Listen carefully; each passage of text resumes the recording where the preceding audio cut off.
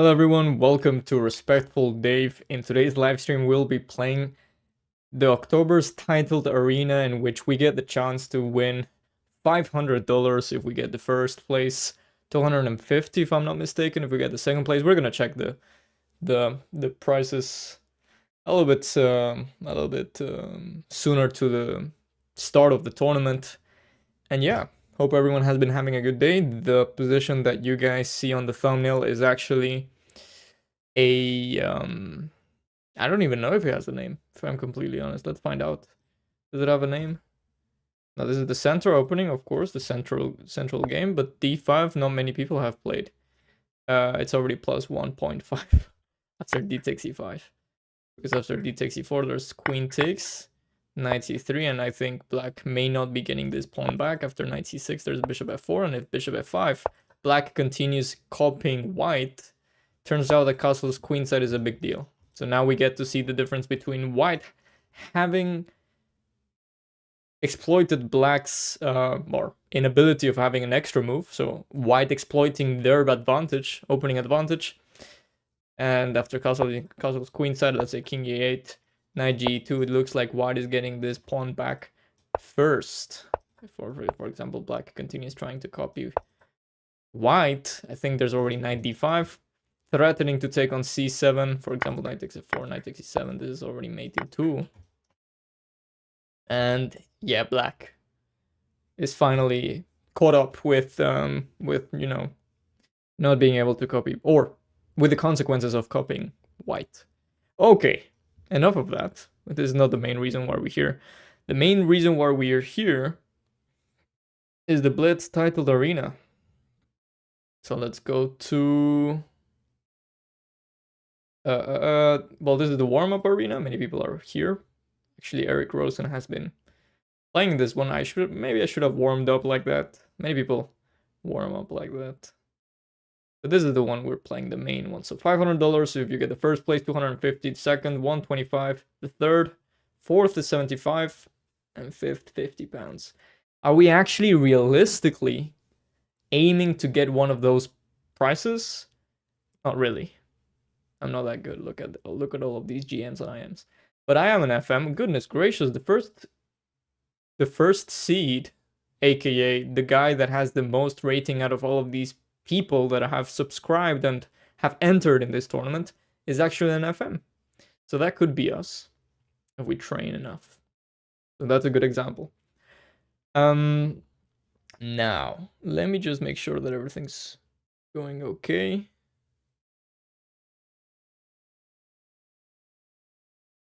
Okay. Example. Now. Yeah. Seems okay.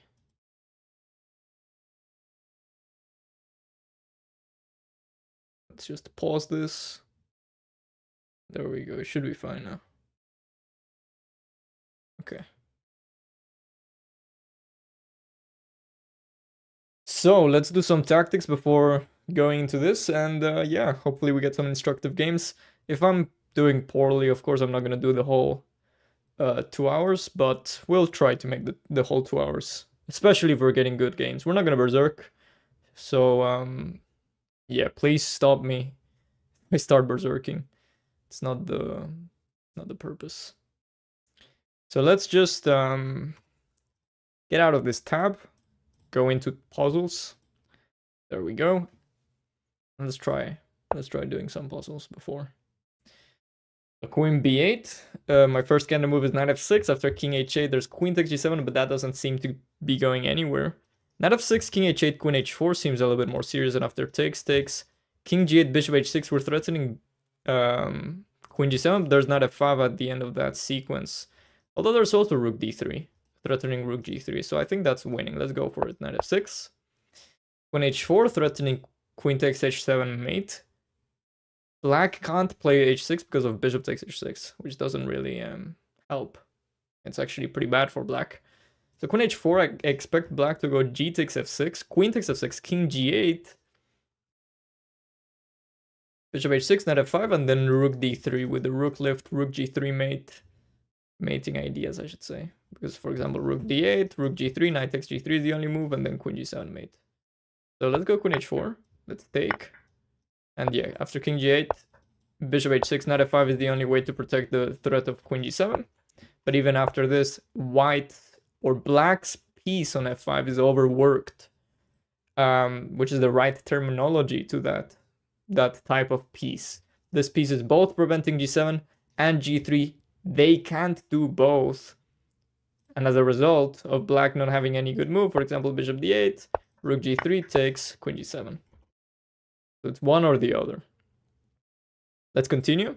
Warming up. I remind you, we are playing in the Blitz October titled arena. Leeches has failed to update my title. I'm not angry, but it would be nice if, you know, it had been a little bit quicker. Either way, I'm digressing. King c4. There's some positions like this which are kind of like mating net. Because if you think about it, after rook c3, the only move that white has is king d4. But after king d4, that's good enough of an only move. And after king d4, there's not much going in terms of mating. So I kind of already give up the idea of delivering checkmate, sorry. But instead of that, I'm just thinking of a way of promoting my pawn. So my b pawn is passed. My opponent's passed pawn is the f pawn and the f file. My b pawn is the b file, of course.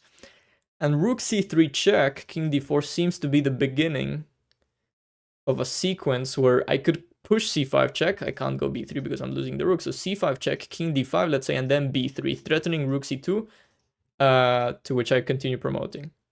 It seems like that's the only way to make progress in this position. Now, let's pause for a second. b3, f5, rook c2, rook f1, let's say. Because if rook takes e2, b takes e2, f6, we promote first, of course. So b3, f5, rook c2, rook f1, b2, f6, rook c1, and we're winning. Now let's go again. b3, f5, rook c2, rook f1, b2, rook b1 is also an idea. But then we take f6, we come here, king b3, f7, and then king f2, rook f2, sorry. And we're winning that endgame because we're going to take our opponent's pawn. And on the other hand, our king is going to go to a2 and white will have to sacrifice their rook.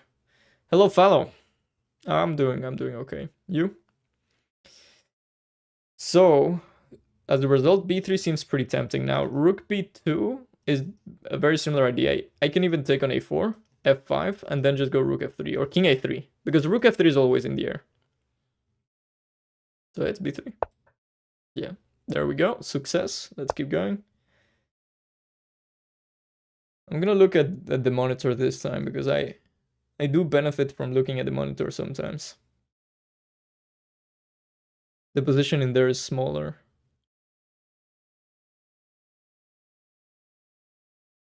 Well, I could also move out. We'll see. In this case, white went a6. We have a couple of counter moves. I can play h2. The reason being is that I want to sacrifice the pawn in order to open up the h file. After queen d1, king h2, I wish that the h file wasn't closed because I have rook h8. Now, I guess that there are two ways of doing that. There's queen d1 first or h2. To which I'm not sure. It's not entirely clear because even after sacrificing the pawn and allegedly doing what I wanted to do, hello Janny, hope you've been having a good day. King takes h2, rook h8, king g1, queen d1, rook f1 is in the air. So it's not the end. Titled. Yep. I don't promise any, yeah, we will see how it goes. Queen d1, rook f1. h2, this, take, and we promote, of course. So queen d1 seems to be the way. Because then we have a good answer against rook f1, which is h2. Takes and queen takes. So queen d1, king h2 is the only move, but then we Ah, taking on rook takes g2 check. That's a problem.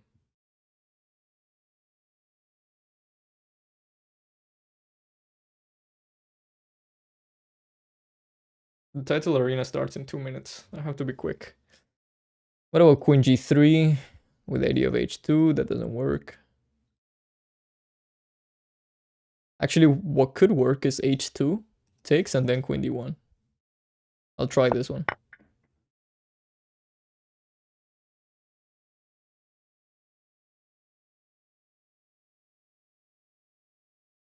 Hmm.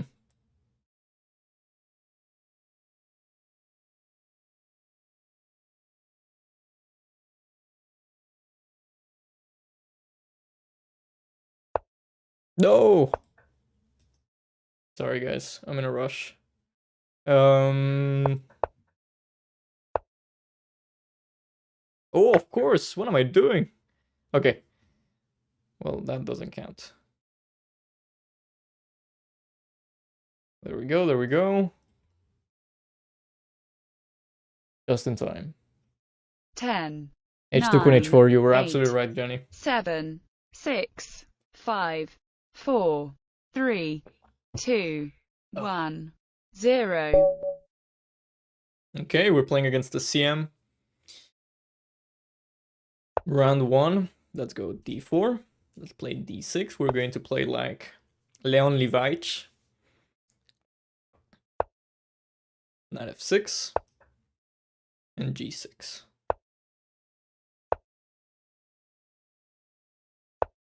So f3, very sensible. Normally black wants to get rid of this bishop. So white parries, counters that already. And now let's see. I'm gonna play bishop g7. I'm gonna adopt a different setup, actually. I think I'm gonna play in a Pirk style with c6, b5, anticipating white castling queenside, sorry. Now bishop d3. White's idea is to be able to play knight c2 without the bishop getting stuck on f1. This is actually 3+0, aka playing without increment, so I have to speed up. I'm gonna play knight bd7. I have to speed up quite a bit, actually. Okay, let's play queen a5. b4 is the threat, which white doesn't have a4 anymore. I'm still gonna go b4 because then, of course, this is still hanging. I'm gonna play c5 now, striking back in the center. That's one of the points behind playing such defenses, to allow your opponent to grab the center right away, but later on striking back. Very often striking back before it's too late. I think in this case my opponent is blundering the pawn with c4. It has to be calculated though, because after h6 b4 gets pretty interesting. Queen b5 gives white the chance of playing rook a5, so I'm gonna play queen b6. Sacrificing on a6 doesn't do much good. And against d5, attacking my queen, I think I have queen b7 just in time. So this bishop is getting lost. Here there's an interesting alternative, which is to take, but I'm not gonna go into any of that. I have to manage my time slightly better. I'm gonna go queen b7. My opponent does end up sacrificing the piece. The exchange, sorry.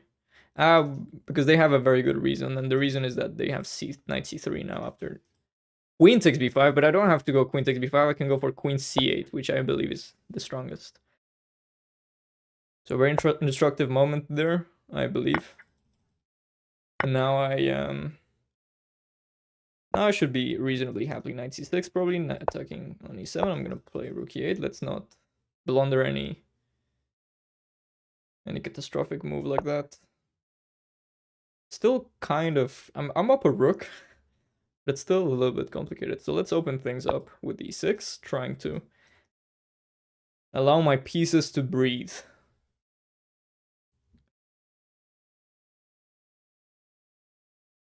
There we go. Okay, bishop takes a7. I don't have takes, and queen c5 because the knight is on the way. So I'm gonna take here.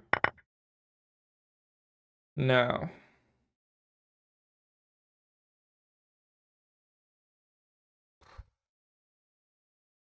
To be quick. Let's go... Not h5. 95. Okay, let's go 95. Taking on c4. Takes. I can take. And go e4. But it's pretty crazy. Yeah. Let's go e4. d7 is well covered. This runs into rook takes e7.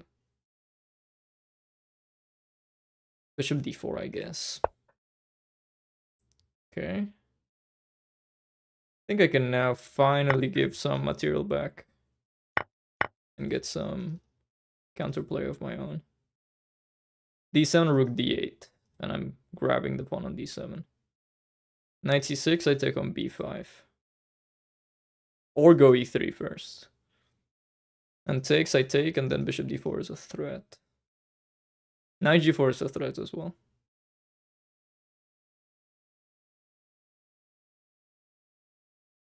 There's a very nice line, which is rook e1, e3. Takes, takes, takes, knight e4.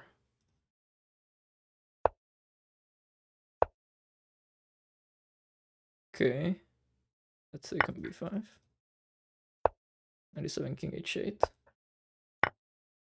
Oh, I forgot about that. Let's go knight d5 though. I'm taking on e7 now. Knight takes g6 doesn't work because if f takes g6, this is protected. Queen c5, take, take. That's pretty good. Whoa, that's a good move. Ah, but I have queen b6. Check. Take. Take. I'm taking it here. Now h6. Okay, let's not get flagged.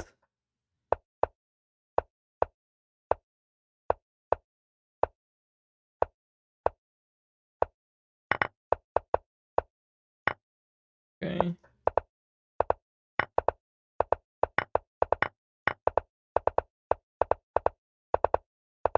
Ah! There we go. Good game. I should focus a little bit more. Part of the reason, by the way, that I want the title to be verified. Hello, Roger. Hello. Is that technically I think you would be prioritized over CMs. I don't want to be a CM anymore. Okay, we're playing against an FM. Let's get our head straight.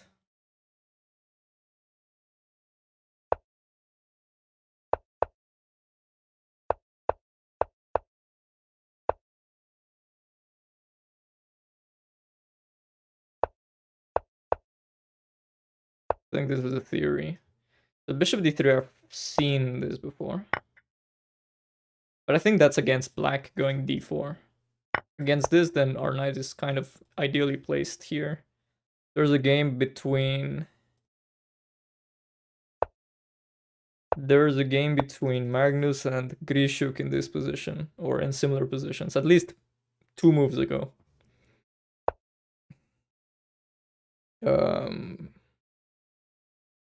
Take castles. If this, take, bishop e3.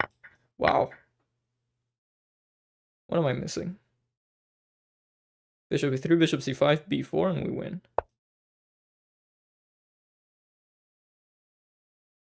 Yeah, having the knight on c2 is very useful. In some advanced French variations, the knight goes to a3 and quickly to c2, and as a result, black needs to take on a3. There we go, nice win. We're on 15th. Yeah, okay. Now let's preserve energy.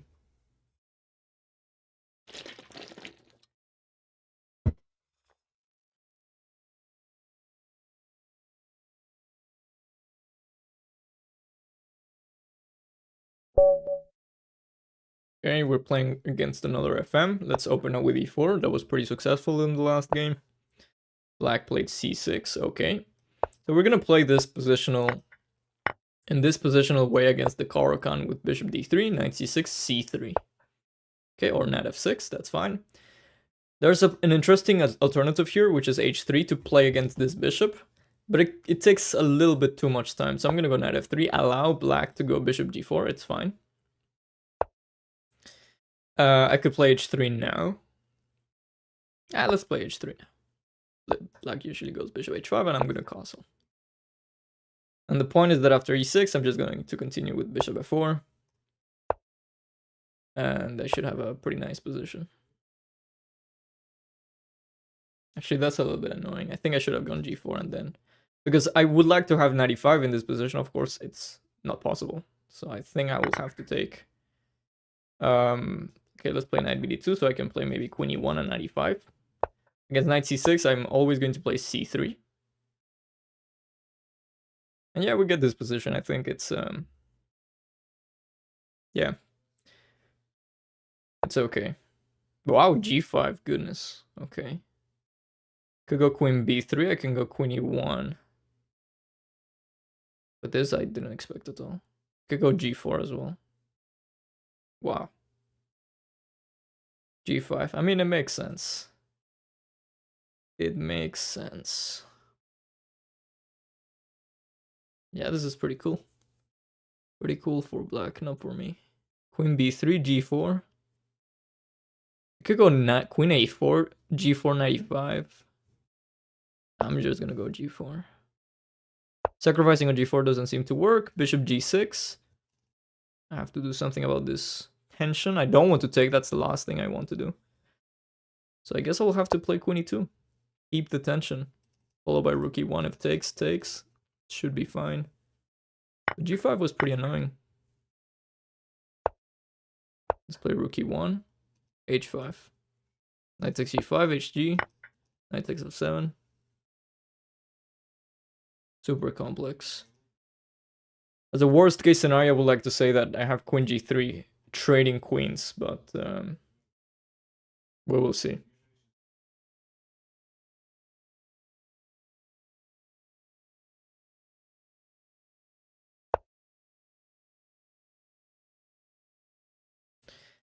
Okay, queen f4, queen e3, takes, h takes g4, knight takes f7 is winning. So let's play that. What am I missing?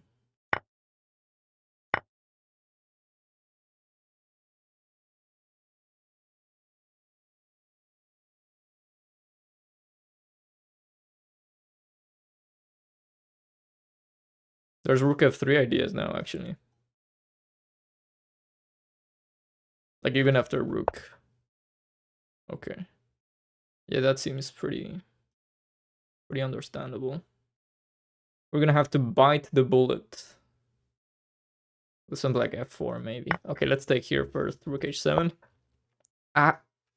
96, king d7. Yeah.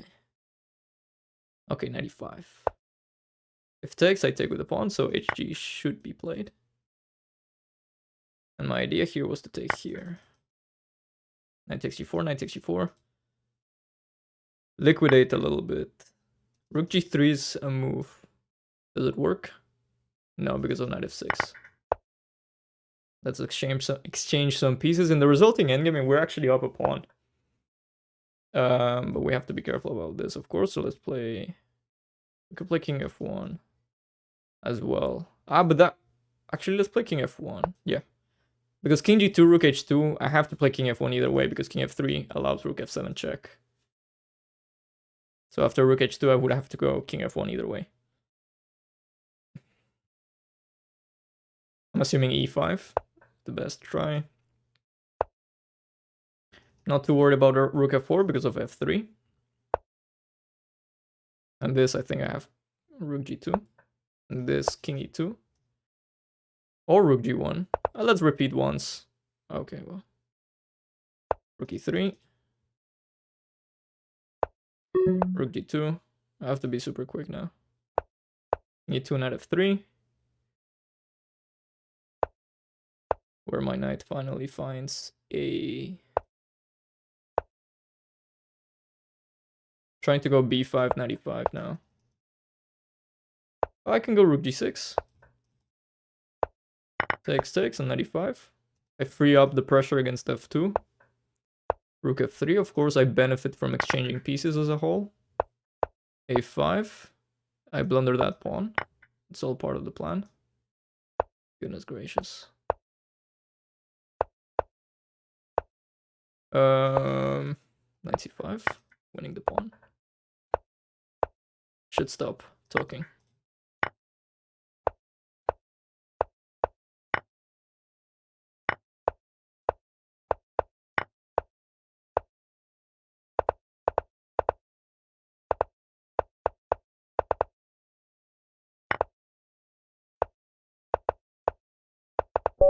No! That was pretty slow by me. Pretty slow. Completely my fault. Ugh. I don't know. I was checking if Naroditsky was going to play. Naroditsky, aka Rebecca Harris. Oh, yeah, that hurts. Let's play 1e4, of course. Black plays c5. I can play knight c3, d6, f4, the grand pricks. But I'm gonna choose to play knight f3. And after d6, d4, c takes d4, c3. The best move here is knight f6, and kind of black is already winning much better. Many people just give back the pawn and get into this Maroczy bind position, which is fine for white. I'm gonna play h3 to prevent bishop g4. Essentially, white is up the space. And because white is up in space, white wants to prevent exchanges. Let's play bishop c2, keeping an eye on the pawn on e4. I feel like I'm misplaying this a little bit, because normally I want to play bishop f1, and normally I have a queen on c2. And normally I want to go a3, b4. That's why actually my bishop continues to be on c4, but this is another setup. Should be fine. I'm gonna go f3, queen d2, queen f2, and we're pretty solid. b5, it's all about preventing black from getting their pawn breaks, which is d5 and b5. As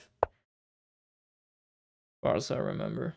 Okay, let's prevent further exchanges. Let's cover these key squares. We allow b5, which is bad news. But okay, it's not the end of the world. b4 is a threat. So let's play rook ac1. b4, I can play knight d5.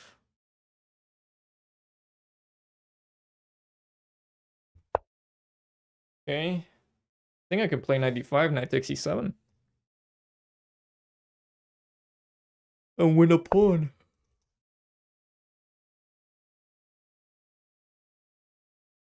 With this vision suk move, sorry about that. Pretty cold here in the UK. Hopefully you can forgive me. Okay. So now we can penetrate with bishop b6. Yeah.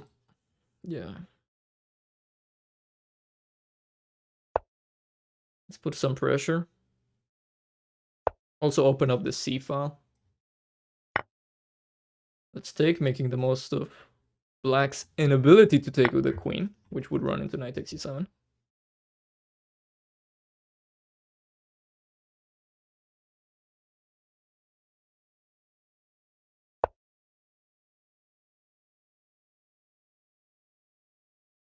I'm gonna put the rook in the open file now, creating the threat of rook takes c8.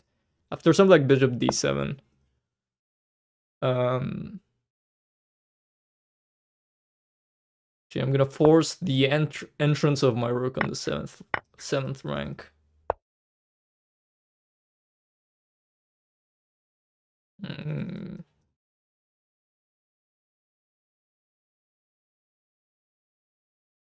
gonna keep this bishop protected. I would have moved my bishop back simply instead of protecting it, but of course my rook is hanging. So now I can grab this pawn. I can go bishop a7 as well.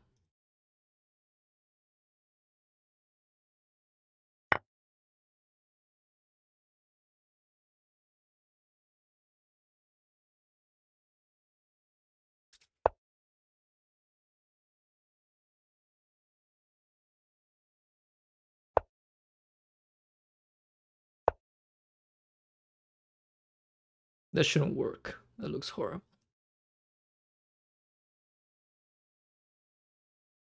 Maybe it does work.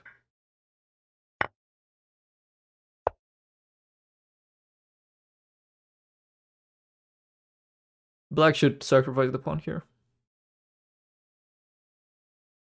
Or at least it looks like the...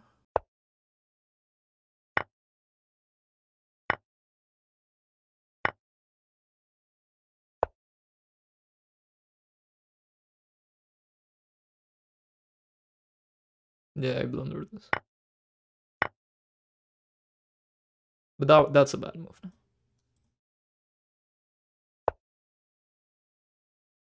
I want to prevent black from getting e5, so I can go rook c7 and rook g7.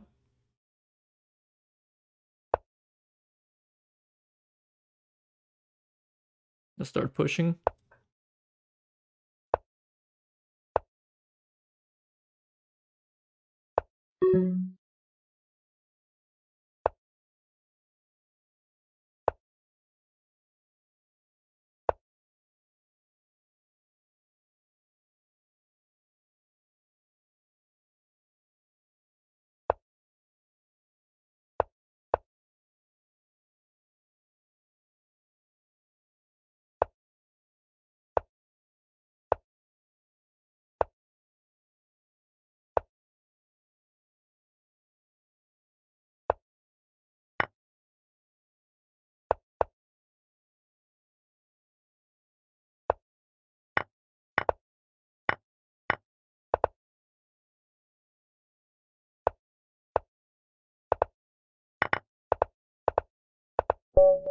Oh yeah, this is the moments where you really don't want your internet failing. Thanks for the game.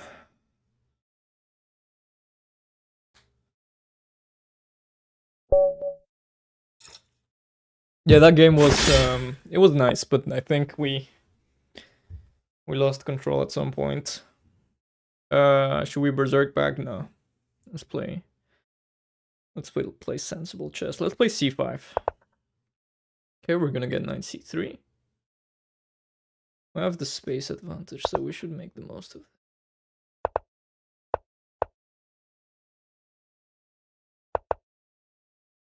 That's just a free pawn. Your opponent offers. Of course, we're not gonna accept that. Why do people do that? Pretty sad, huh?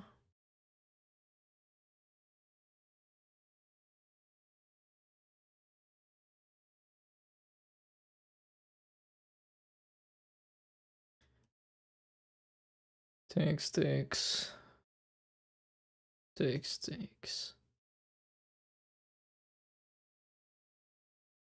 Play d3, and that's a better version of that. But I just want to keep the pawn as well, kind of. Could also play and prevent knight c3. I'm sorry.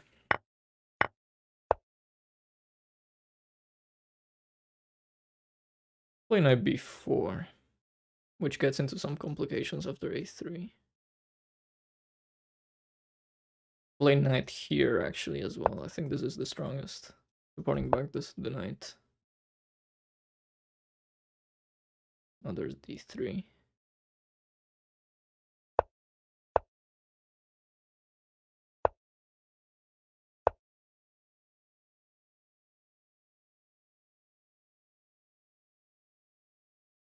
I feel like b6 is a very sensible move at some point. Can go b6, thanks to me protecting this. Can go queen d7 now, protecting that.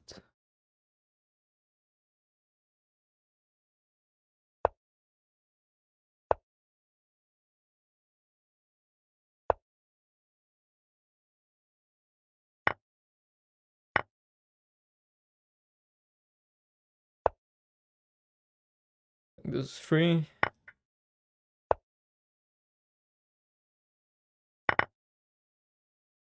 Now we should be able to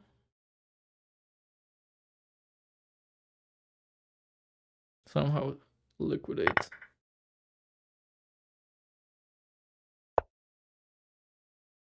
Knight d4.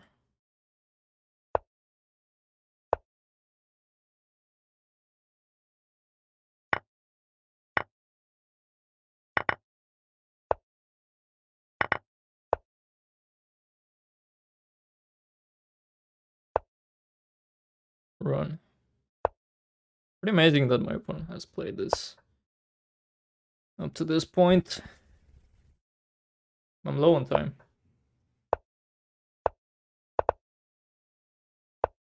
What? Wow, my opponent has played this incredibly impulsive.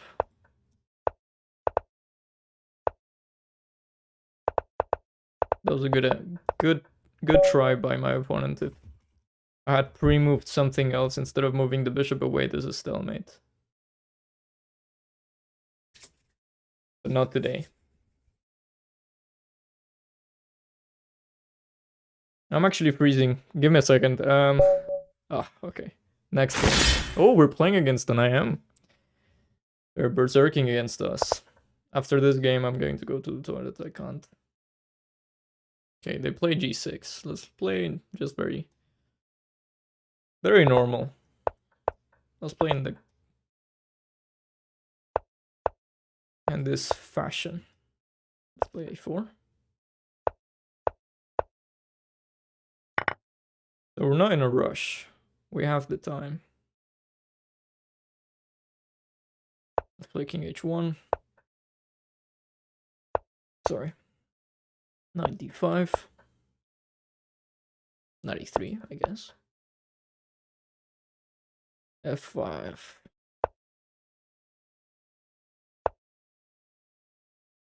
Okay.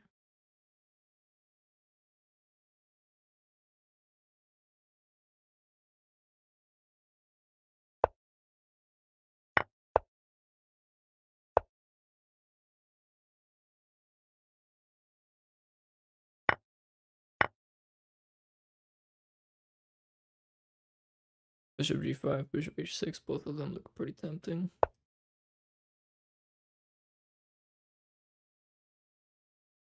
We're better. David, you're down a pawn. Fine. Down a pawn, but he is down the dark squares. Queen d2, c3, d4. I like all of them.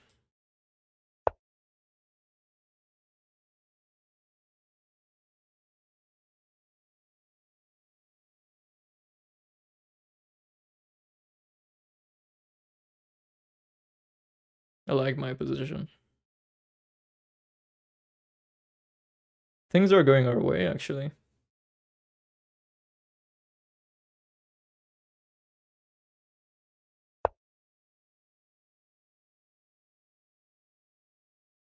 Okay, let's open things up.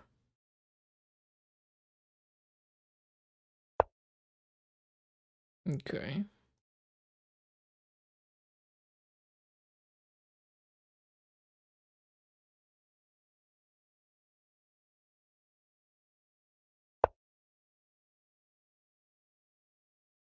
Queen c7 with take, and rook c1.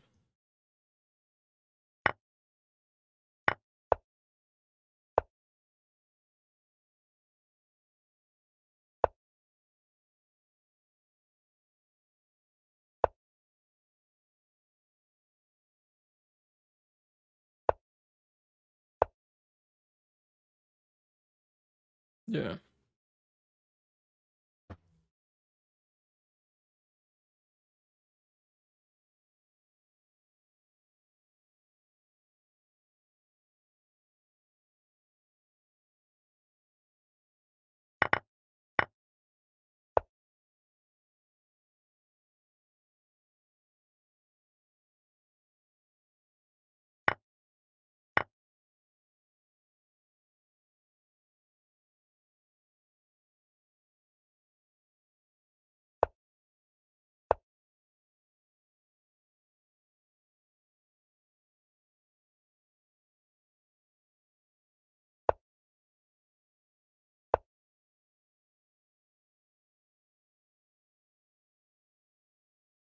Ah.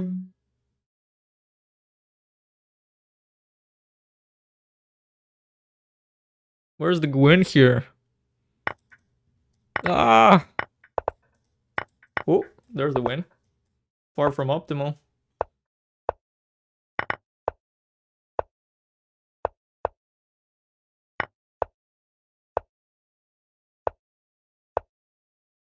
Ah.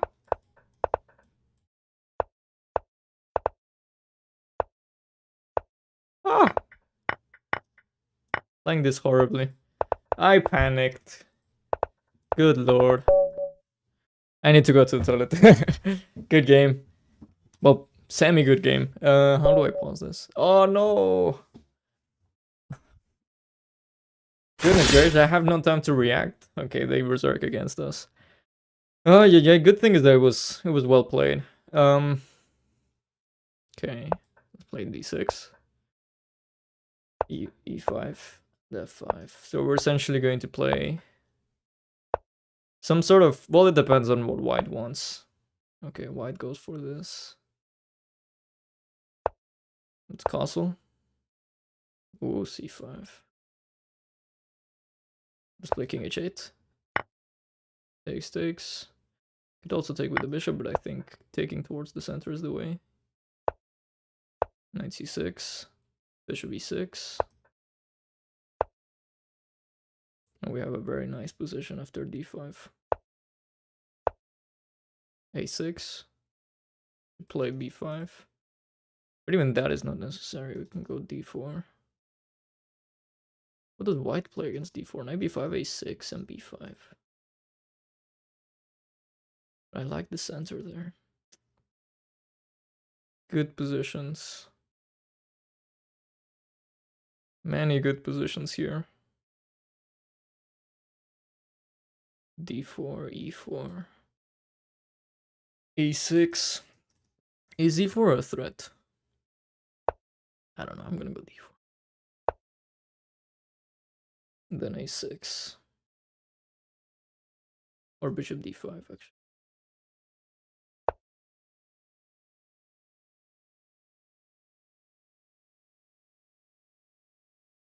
I feel a bit more confident to put the bishop on d5. To go a6, b5 with the bishop on d5.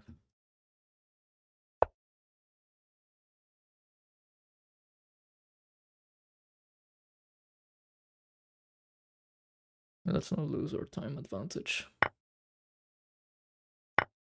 Okay, takes. Actually, maybe I shouldn't have played that so automatically. Rook takes, you could argue, could be an improvement. Okay, rook c8. Protecting our stuff. Knight a5. Bishop e7. Yeah, this is what I was saying. I think the bishop belonged there. To exchange or not to exchange?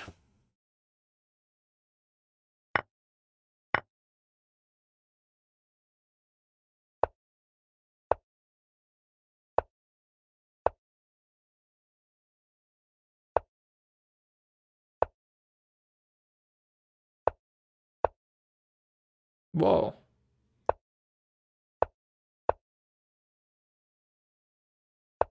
I'm squeezing him. Which is good.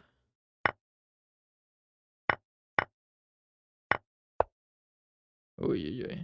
He's doing stuff. He is doing stuff. Very annoying stuff. I shouldn't have played rook g8. What a check. Like, just a panic check. Excellent example of a panic check. There's actually no... Well, that's a high level move.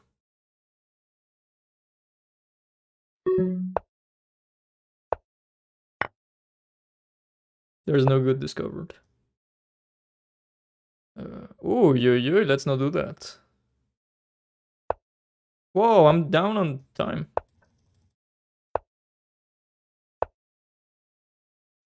What am I doing?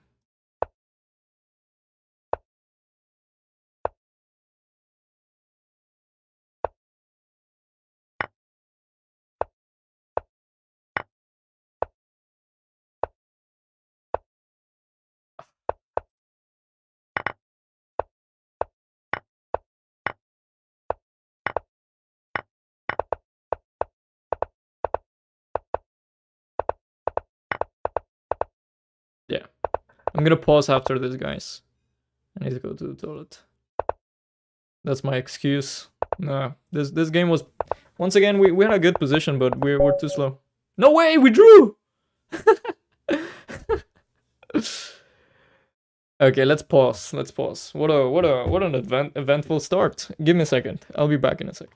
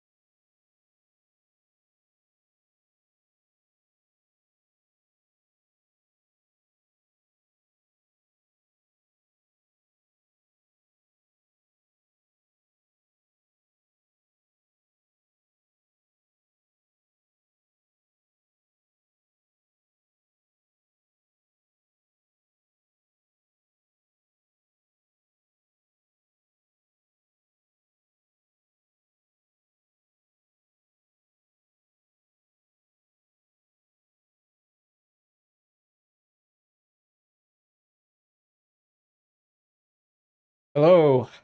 I'm back.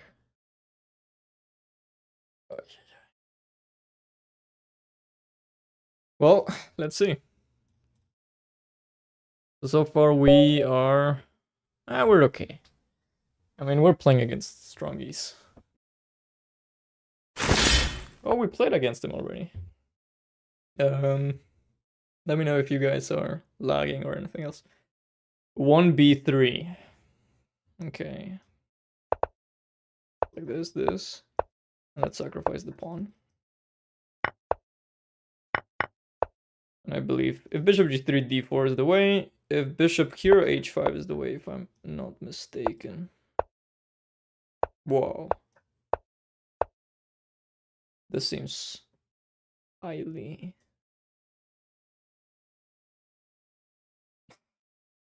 highly dangerous. Queen d7. Castles. f6. Bishop b4.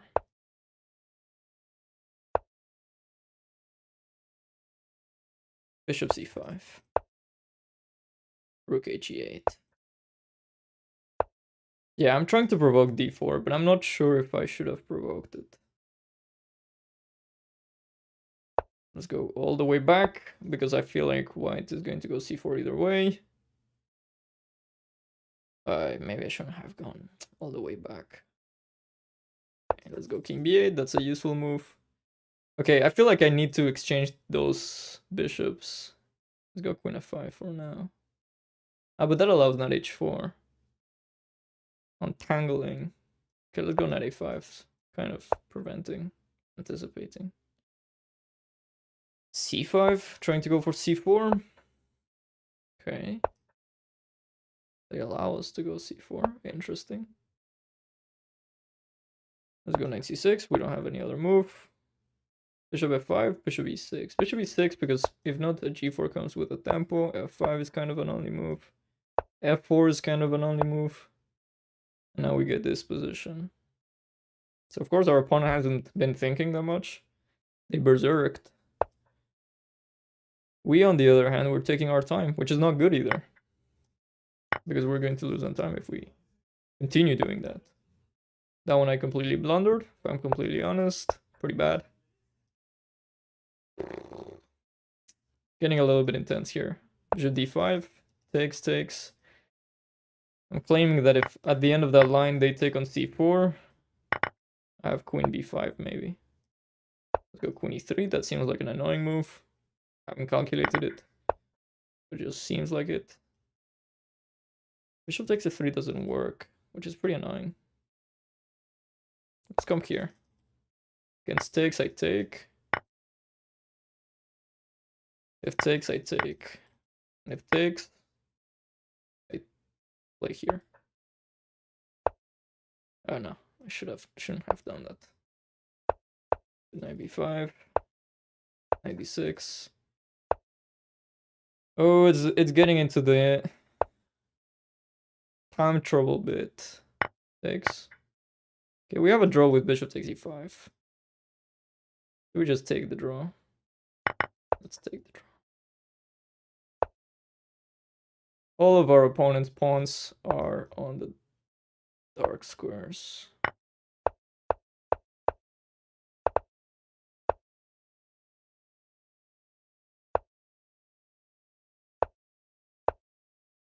Look at that. All dark squares. What is happening?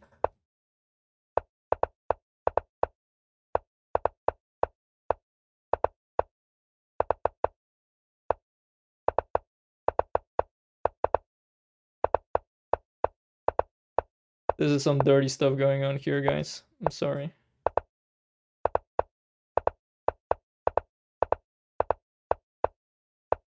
Not even dirty stuff. Because it's not gonna happen.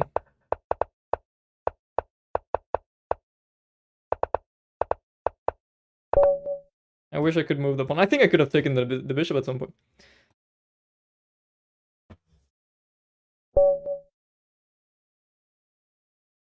Okay, we're playing against WFM. Playing with the white pieces. I haven't been commenting that much, sorry guys, because it's very intense. It's very quick as well. I'm gonna try again. So we're gonna get a Caro-Kann. We're going to play positionally against the Caro-Kann. We're gonna play bishop d3. Normally black goes knight c6, but we had already a game where black went knight f6. Excuse me. We're gonna develop with knight f3, which allows bishop g4, which is absolutely fine. And well, here we can chase it away with h3 and g4, or we can choose to reserve it for later. I'm gonna play h3 now. And I want to play bishop f4. Prolonged delay. Hustling for now. I want to go queen b3. And my idea is to unpin. And now I get 95. And to some of you that may seem completely irrelevant. But I kind of saved a tempo, because queen b3 I gain with a tempo. I'm attacking the pawn on b7. So it's kind of important. And here I think I can take with the knight and gain the bishop pair. Which once again, maybe some of you think, well, David, is that really a big deal? This resembles a London, actually. I can take here and play bishop c7, forcing knight d7. But I'm not sure if I want that. Could go a4, but after takes, I have to take with the knight. And here, I would like to take with the pawn. That's why I keep it on a2. So this is a critical position of the game, but unfortunately we don't have the time to invest. I'm gonna go knight f3 because I think... Oh, they take. Interesting. I think I'm gonna go b4 now, and I like my position. Mobilizing these pawns. b5, knight d8 has to be played. That seems pretty good. Of course, knight a5 doesn't work. I'm gonna go knight e5 now, preventing knight d7. We're slowly going into black's position. Black could go knight e4, but I take, and I think e4 is gonna be a weakness. That's why they go knight e8. And now, the idea is knight d6. Let's go h4, h5.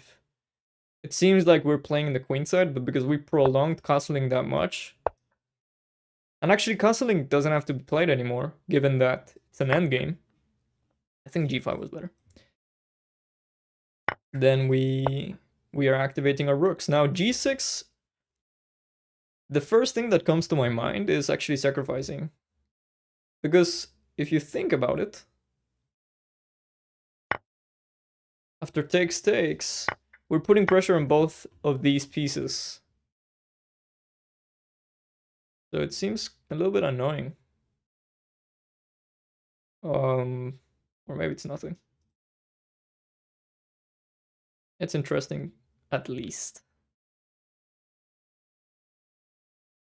Yeah, maybe this was premature. I'm regretting it. But we do get 2 pawns. It looks interesting. And it is a blitz game, so that's why we're here, I guess. King f7 is the only move. I don't see anything else. Like knight takes c7, king takes c7. Here I'm gonna keep the knight. King e8 loses to this and bishop h6, I think, or at least not loses, but keeps things super complex. Here I'm gonna go. Well, okay, black can already get a good position here. Not good.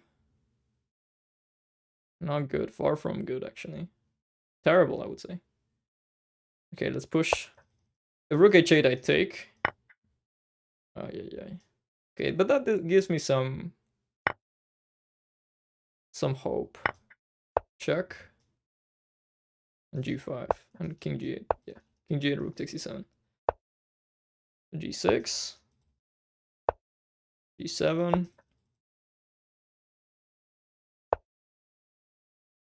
Rook g1. Bishop b5. Rook h6. Huh. Yeah, this is not looking good. b3, c4. Bishop f6. Takes. d5. When you're losing, you want to exchange pieces. Takes. Rook h6. We should have played f4 at some point. Rook h7. Now we're losing that pawn. Goodness gracious. Okay, let's try to distract. f5.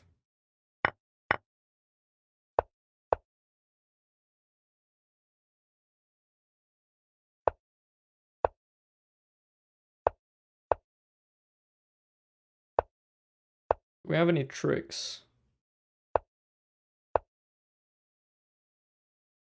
No, we don't.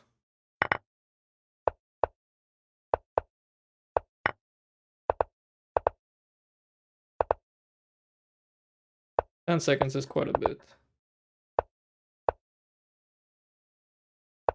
Oh, I'm gonna feel bad after this one. Maybe I shouldn't. I'm getting mated. Oh no! Good game. Yeah. I like the first part of that. Oh yeah, look. Naroditsky made an appearance.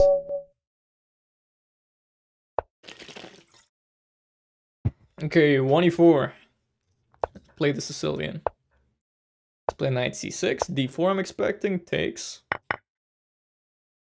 I'm gonna play the dragon Sicilian with g6. Knight takes c6. I'm gonna take towards the center. Bishop c4. I'm gonna play knight f6, threatening to take on e4. And the reason why I didn't play bishop g7 is because now I can get d5 without being worried of white taking on g7 at some point. And even though it does get into an endgame, it seems like a good endgame now. We have the bishop pair, which compensates for us not having... Whoa, that's a good move. For us not having... Maybe it's not a good move.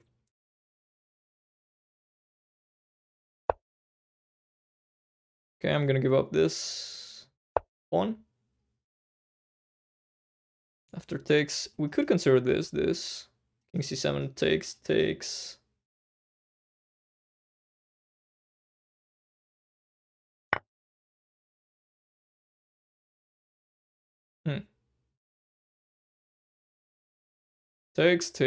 King c8, let's say. Takes. Yeah, that's ultra unclear. Let's go h6. I wanted to keep this bishop. The dark square bishop seems pretty strong. Or I wanted to keep the ideas of making a move with my pawn and attacking the knight on a3, but it seems like they're not working. Let's move the king out of the way. We have the resulting endgame. Let's take this free pawn. That was pretty unnecessary.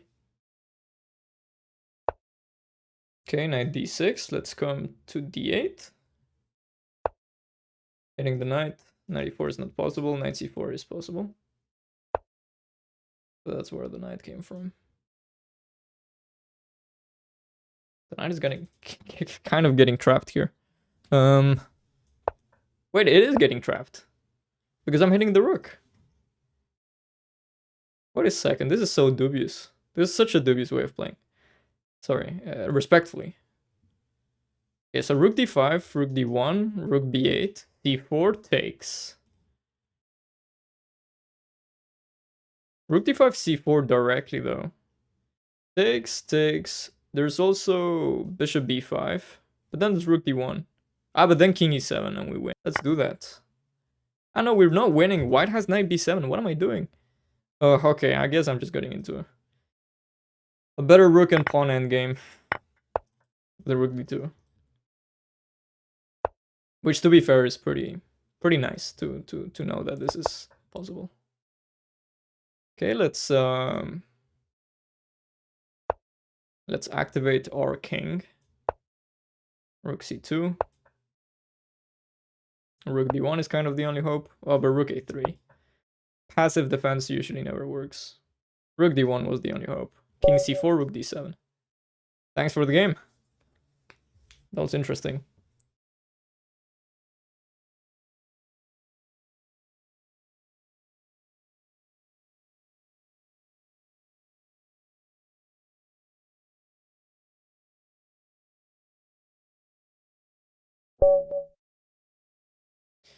Okay, we're playing against Petaka.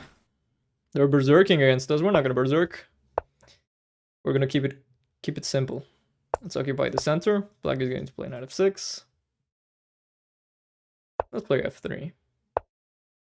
Against these modern defenses where white gets the whole center, you can get away with moving pawns quite a bit. Okay, let's go d5. One of the reasons why we're moving pawns is that we're not moving knights or bishops yet because it's still not entirely obvious where they're better placed. So for example now, oh, excuse me, I'm going to change the battery soon. Now I get to develop the knight to c3, or I get to move the pawn on the c file, which already disappeared because it took on d5.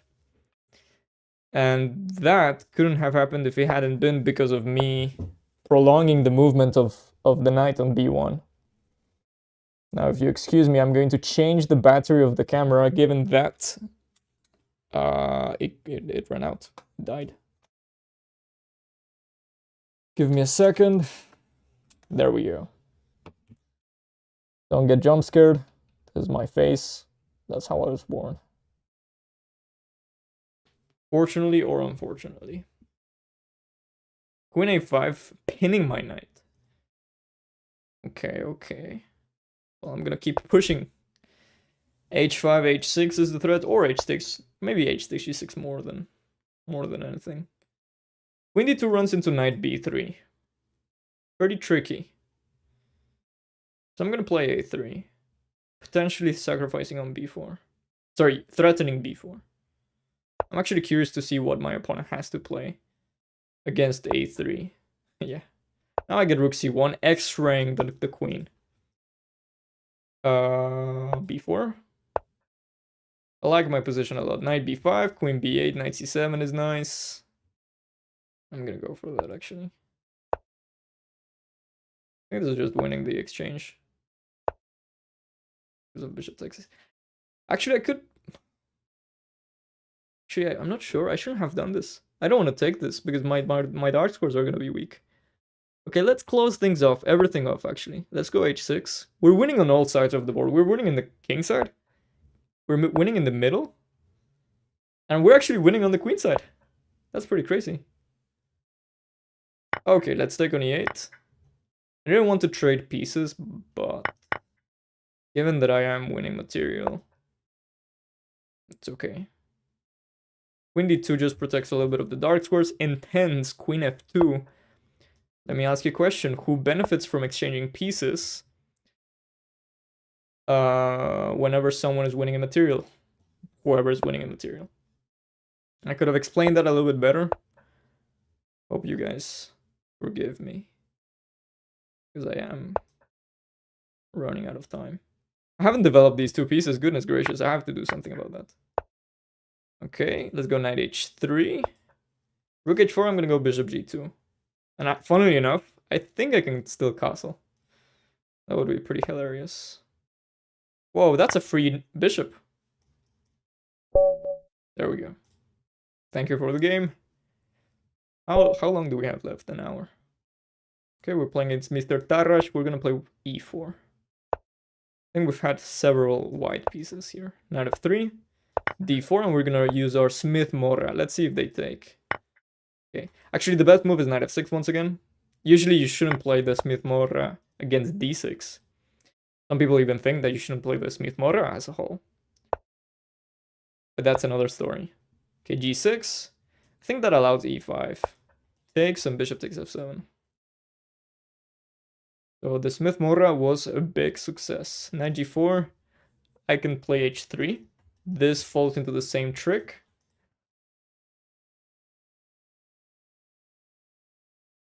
And something like knight g8 is very sad. Let's play h3. Knight h6 is the only move. Only reasonable move, at least. I can take here. And I will take. Queen takes makes sense. Let's play queen b3. Let's avoid the queen trade. Now we're threatening bishop takes h6 and bishop takes f7. As a result of that, black plays e6. And once again, it's our go. We have the initiative. We have to keep playing, making moves. Knight b5 runs into queen b4. I don't like that. I'm gonna castle. Threatening rook d1. Threatening knight b5 now that queen b4 is not the check. So knight b5, for example, the only move I see is queen c6 or something like that. Or rook d1 is probably winning as well. So many moves should be winning. This was a disaster. Okay, let's go knight b5, queen e7. The problem with these positions is that so many moves are winning that you kind of get lost. Okay, let's go bishop f. Let's go bishop g5 first. Provoke f6, so e6 is a little bit more weak. A little bit weaker, I should say. And then go bishop f4. Threatening bishop d6, threatening knight d6, knight c7. I think it's game over. And after e5, black can't castle anymore. Now, should I take on h6 to keep the momentum? Or should I keep my bishop on e3, for example? So drop back my bishop. Or even better, bishop d2, maybe intending bishop b4. But bishop d2 gets on the way of the d file, and black can prevent knight b4 with knight c6, sorry. Bishop b4. So maybe that's not ideal. Still, this position is amazing. I'm gonna take. Put a rook on d1. Knight d6 is a threat. Let's go for this. Let's not relax though. As I said. That's one of the most common mistakes. Let's put our 2 rooks here. I'm not scared of knight a5. I think against knight a5 I can play queen a4. I guess knight takes c4. Queen takes c4. Wait a second. Bishop e6. Am I allowing counterplay? Goodness gracious. It's happening. I'm allowing counterplay. Not good. Okay, let's go queen h4. Gain a tempo on the bishop. King g7 is impossible because of knight takes e5. Oh, but there's g5. Once again, we're allowing counterplay. Not good. Okay, well. What about rook takes e5? Against g5. This doesn't work. Oh, it does work. Because I have knight f5 ideas. g5, knight f5. Wow. I mean, it would have been better if I had seen it in time. I have to be quick. What am I doing? Blundering on d6. Goodness gracious, I just lost control. I'm blundering this as well, by the way. Okay, let's take here.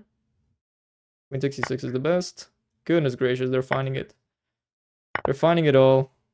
And they have a minute extra. Goodness, I couldn't have played this worse. What did I do with that position? My goodness. Oh, yeah. You said I'm cold. Oh, yeah. I'm in London. But my tolerance to cold is a little bit weak. Oh, yeah. How could I lose that position? That's insane. That's insane. I've never lost such a... Okay, I've lost worse position. Not my proudest moment, I apologize. Okay, let's play g6. We're gonna play King's Indian style. As Ben Feingold used to say, the King's Indian style was popular before the Gangnam style. d5 is an idea. I have to be quick. a5, knight a6. I think this is the way people play this. So I'm gonna play knight a6 now. c5 at some point. Queen c8, rook e8. Takes an e5. Knight d7. Let's go knight d7. I'm waiting until white spends a whole tempo to play h3, so I play bishop takes f3. If I play bishop takes f3 right away, maybe that's not it's not that efficient.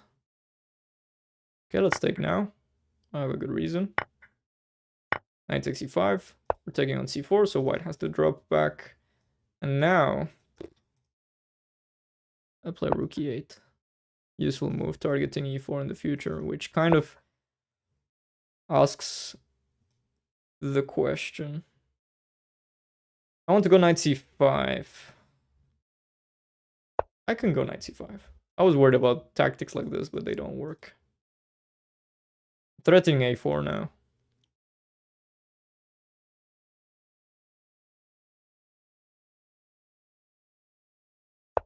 f3. Okay, a4 doesn't work. Queen c8. Knight c6. Let's go knight c6, but then f3. Let's go queen e7. And if knight d5, we could calculate knight to c4, but then we're wasting our time because that's a blunder.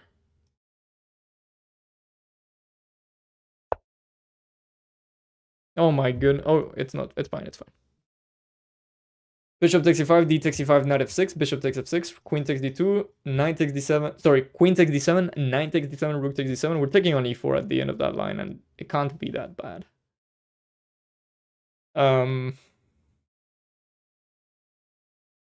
yeah, that was a little bit careless.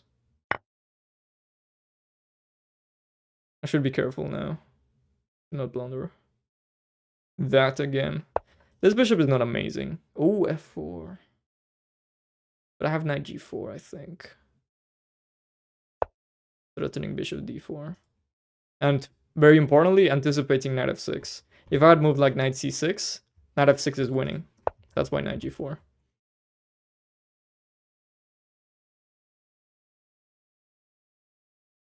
Yeah, f4 is always a very dynamic. Always a very dynamic move. e5 is probably the only way. But then I'm gonna go c6. Knight f6 takes. Takes. I'm winning. Or better. e5, c6, knight f6 takes. I'm not better in that one. Actually, I'm worse. But okay. We're not gonna get that. Queen g3. Putting the queen as annoying, as close into white's camp as I can. Queen e3, I'm gonna take, and that endgame seems pretty comfortable. I think I'm gonna go for the pawn break of f7, f6. Okay, I'm forced to exchange the queens, unfortunately. Sorry. Let's go c6, I don't have much choice. Knight c7 is a very double-edged move. Because the knight has no escape squares after that. But they can go e6 at some point as well, so... God knows what's going on there. I think black is better. Knight c7, we go rook f8. e6, we go bishop d4 check. And then rook c8. Oh, but then there's e7.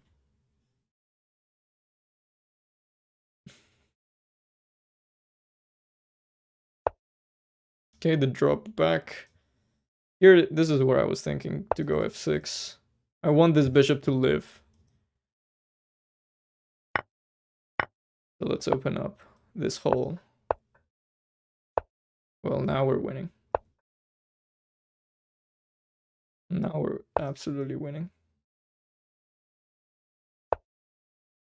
We have rook g3, but king h4. So king g7 threatening bishop f6 mate. They have to sacrifice if they want to survive for a couple more moves, but yeah, the time is a big factor as well. So good game, Condor. Thank you for that.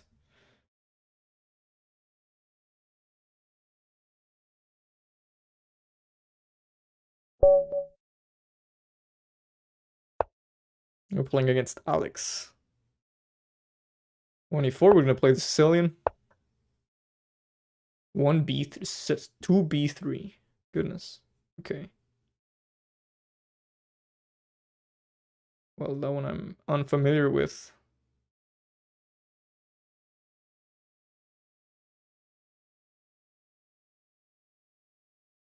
Well, let's just play e5.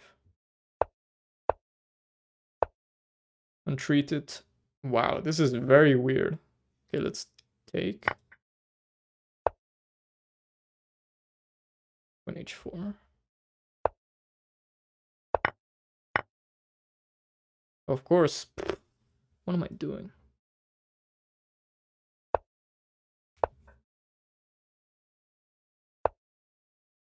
Knight e5 is a threat. Let's take with a pawn. I think that in this dynamic... Ooh, okay. Maybe that was a mistake. Let's go knight d4. So knight d5 is kind of a big threat. Maybe it isn't. Regardless of whether it is or it isn't, I'm going to play queen e5, anticipating knight d5.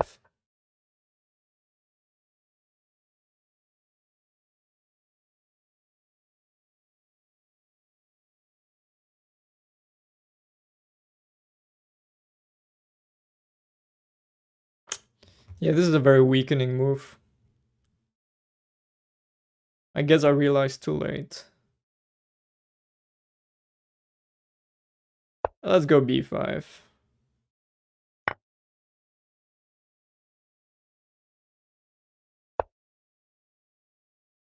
We have to play quickly. Oh, knight f3 is super strong. Can't take it because of queen takes d7. They didn't find it. Knight takes blunders mate in 1. Of course, my opponent is not going to blunder that. Let's play bishop c6 followed by a5.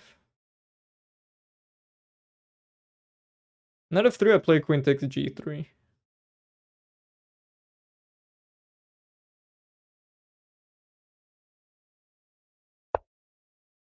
Yeah, let's open things up further. As I said, at this point, we kind of have nothing to lose. Okay, king d1, we forced a decision. Like a concession, sorry. Concession. Because everything's a decision. Yeah, now what do we do? Knight g e2. If I go to e5, d4 is on the way. If I remain on the g file, what am I doing? I'm thinking about it as if it was a long game or something. I'm low on time. We have the bishop pair, but on the other hand, our structure is absolutely ruined. Very horrible structure. Let's go rook b8, rook b4, rook g8 is on the way. 26 is annoying. This is a very unfamiliar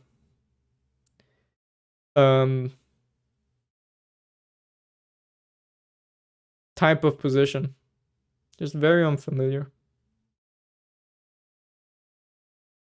Queen a6, I don't even know what I'm gonna do. King e7? No, that doesn't seem right. Queen c8 is a threat. Okay, let's do something insane. No. That's too insane. Let's go queen b8, getting out of this pin. Super weird pin, by the way. And maybe sometimes threaten rook takes b3. But I'm afraid to say this isn't looking incredible. Let's just push. Okay, that one I didn't see. But it looks like it should work.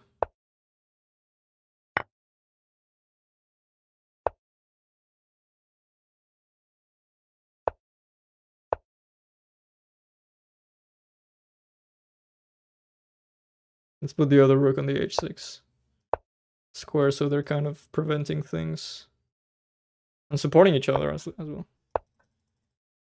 I have 10 seconds. Oh my goodness. I have to manage my time much better. Where are you from, Roger? Are you from the UK? Ugh. Yeah, that game was... I shouldn't have gone e5. I should have played normally against b3. Let's play bishop d3. This is the positional way of playing against the Carl Khan. Once again, we've had it 3 times now in this tournament. Let's see if we can actually win one of them. So let's go h3, bishop h5, and then queen b3. This is the theory. So queen c7 is played. Maybe I should have gone bishop f4. Yeah, I think I should have gone bishop e4 before. Okay, let's go g4.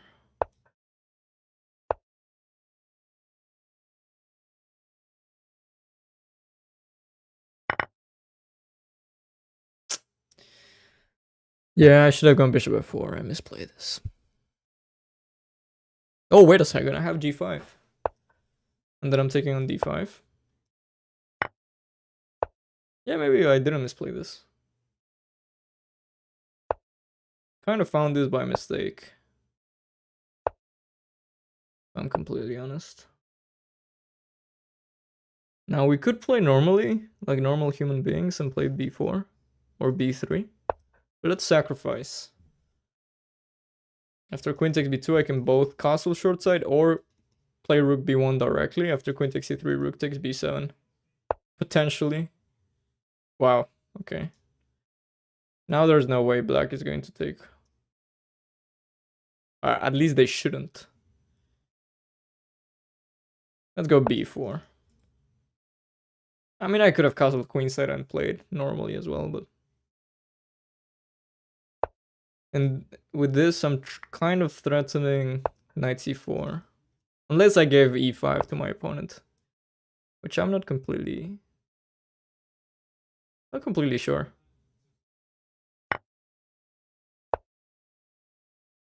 Knight c4. Wow, what a mess. So there's queen c7. Knight takes d6, takes. Bishop e3.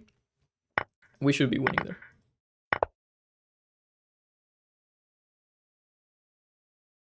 Now we're up 2 pawns. We can castle queenside, we don't have to take.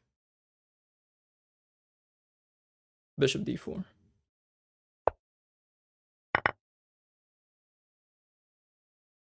We can take another one, actually.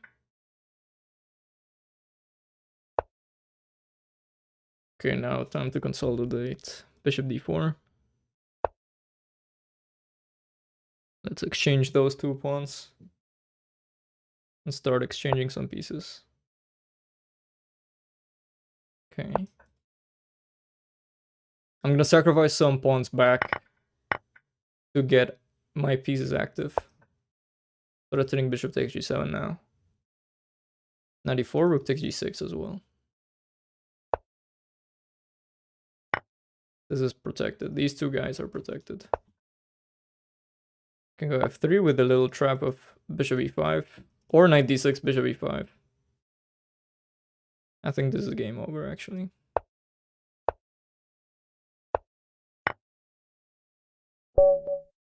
Thanks for the game. We're 141st. We're super far. 69. Okay. Bortnik is playing. Okay, let's try to get to the top.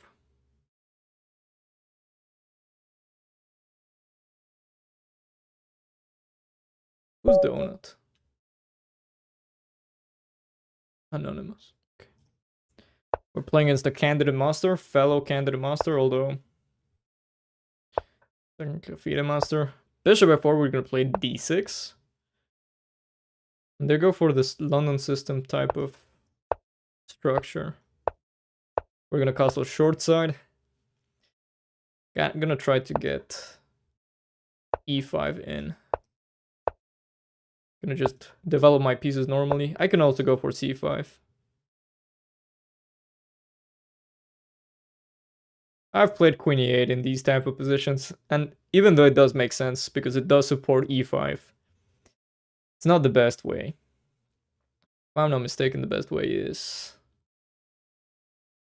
I think it's rook e8. c5 allows d5. I'm not entirely sure.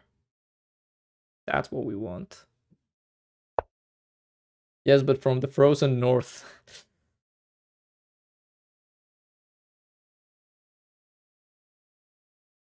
I admire anyone who resist, like, can tolerate the cold of the north of England. It's not for everyone. It's insane. Queen c8 makes sense. Oh, wait a second. This is attacked 3 times. Okay, knight takes d2, bishop takes b7. f5. f5, knight c5. Knight takes d2. Queen e7.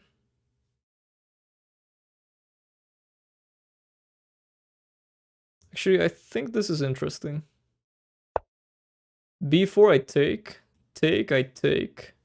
Take. Okay, now I take with the bishop. Could take here, but then this, but then that. Now let's take. Knight c6, I have queen d7. Other than that, I think we're neutralizing this bishop pretty well. I don't know, I like this position, queen g5. I like queen f6 a little bit more. Pinning this knight, because anywhere this knight moves, queen takes b2 is going to be in the air.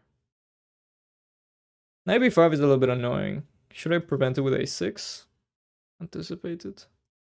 Okay, let's just bring pieces into the game. Not sure, actually.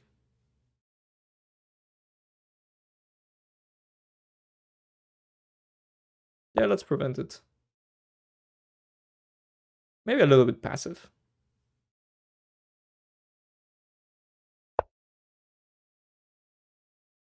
Okay, that one I don't think it's the best.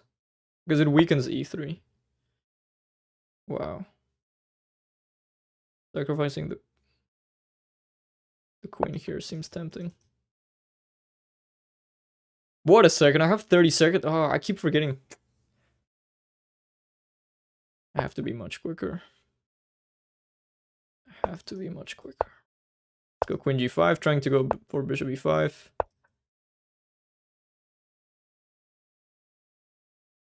If I get the chance to play something like bishop f4, h4, start dominating all the dark squares. And it starts looking good. Whoa. Okay. We don't have much choice, I guess. That was a good tactic.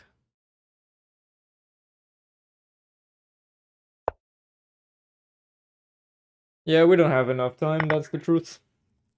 I was super slow. Oh my goodness, I blundered queen takes e8. That's part of the... Well, they didn't see it.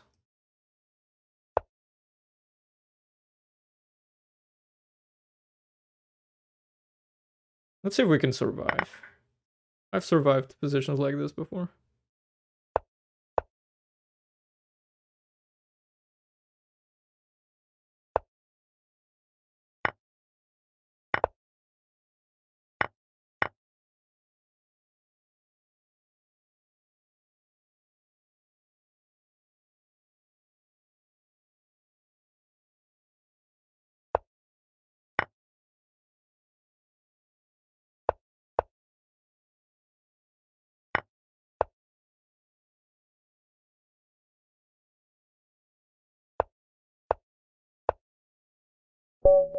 Yeah. Play quicker, David. Play quicker.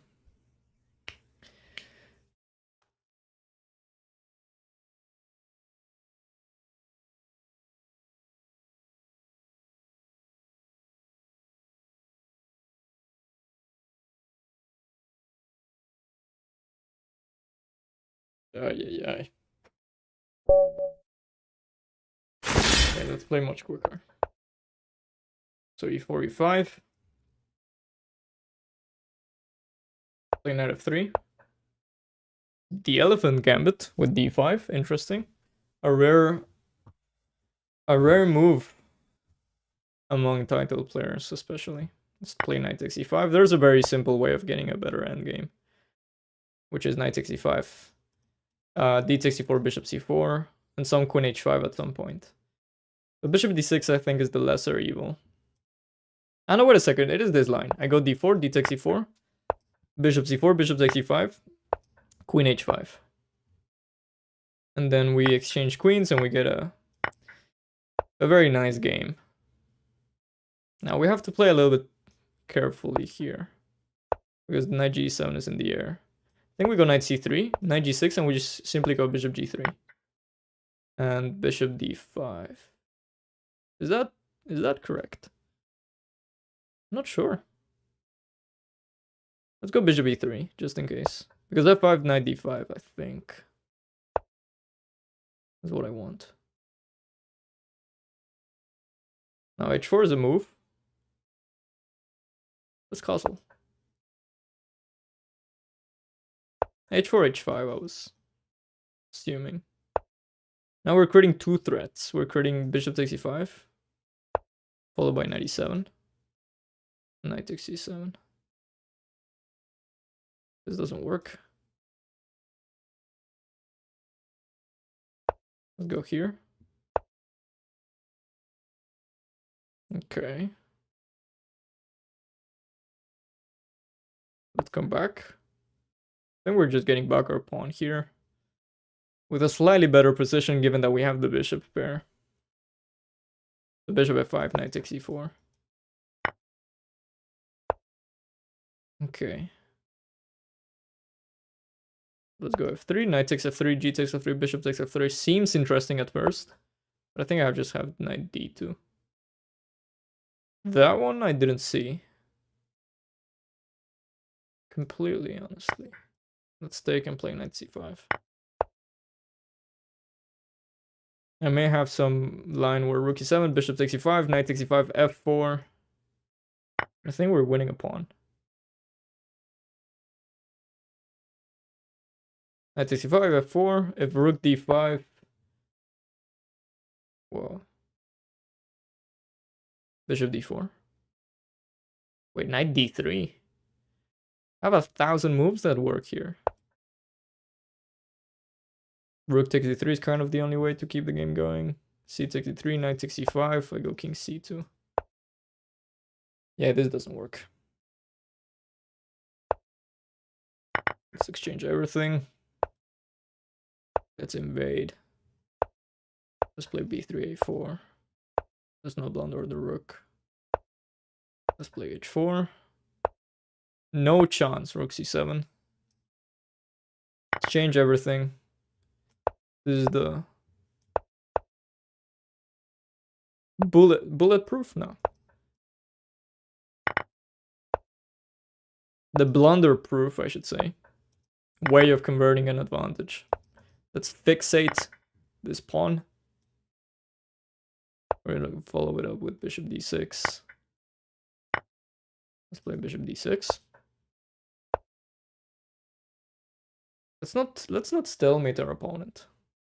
That's important. Bishop f4, f5, king d2 stalemate. Let's instead bring our king. So taking on f4. Taking on f4 is stalemate. So let's play king f2. And let's play bishop d6 after that. I admire the fighting spirit of my opponent.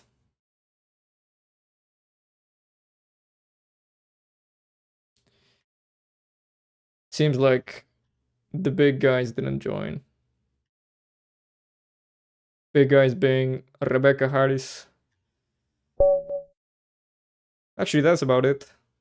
Okay, we're playing against an IM. E4. We're gonna play the Sicilian. White goes d3. Very unambitious. It's very interesting. They're playing with colors reversed. So we're gonna get this structure. We're gonna go d5. Takes. Okay, we're gonna go e5. And we're essentially playing with white. Now in this position, you have to be very flexible. Putting the knight on e2, as far as I remember, is a little bit. I think I have to go a5 at some point. I think I should have waited for white to go c3. Yeah.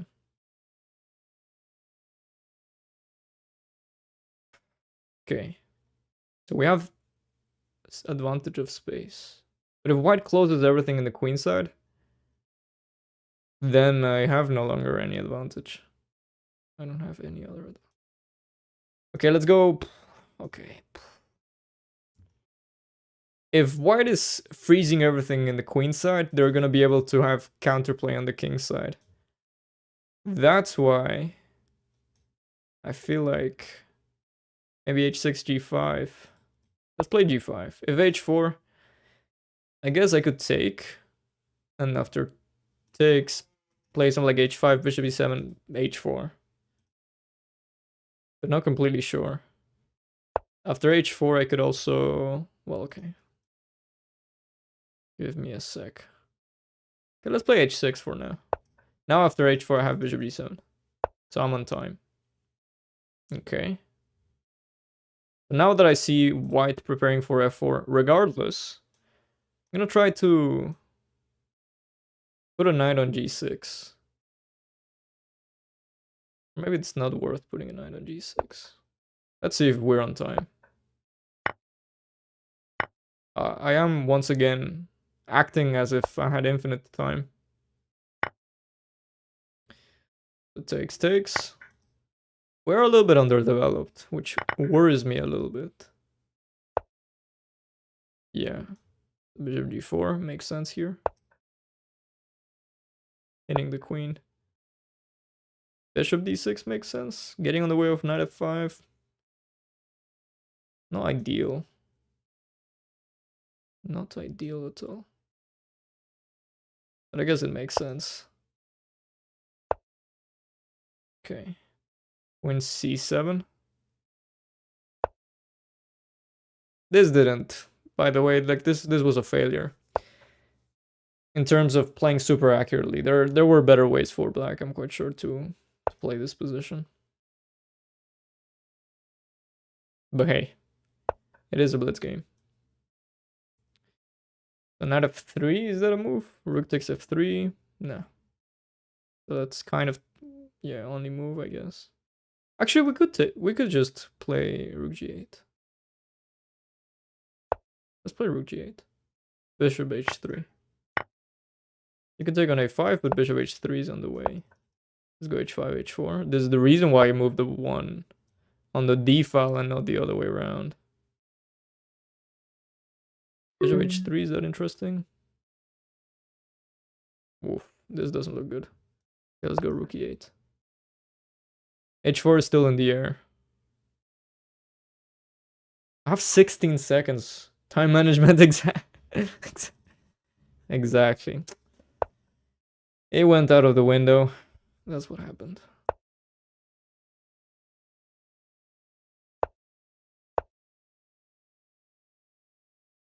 It's just very difficult to be instructive with Blitz games. That's my excuse.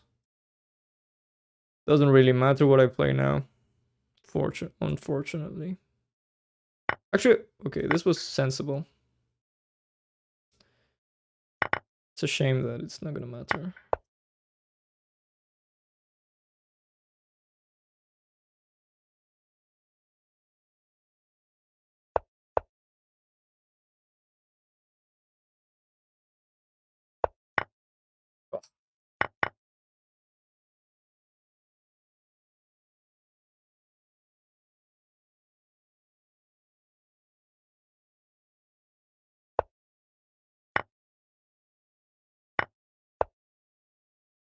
Rookie one. Oh, this gives me life.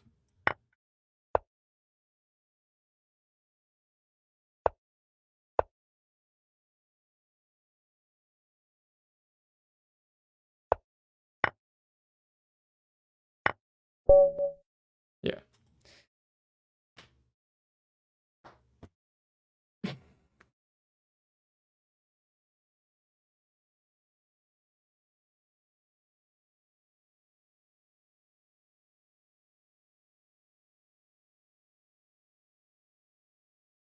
I'm gonna do what any sensible player would do when they're not doing well. Berserk. Okay, let's just try to get some games going. G6, I'm going to play this is known as the Rosolimo. And it's well known that black should execute the knight maneuver before castling with knight f8 and knight e6.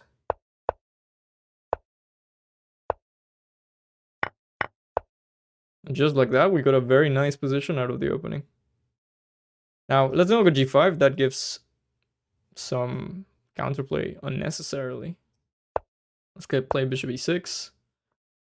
f4, yeah. Makes sense. Let's castle queenside.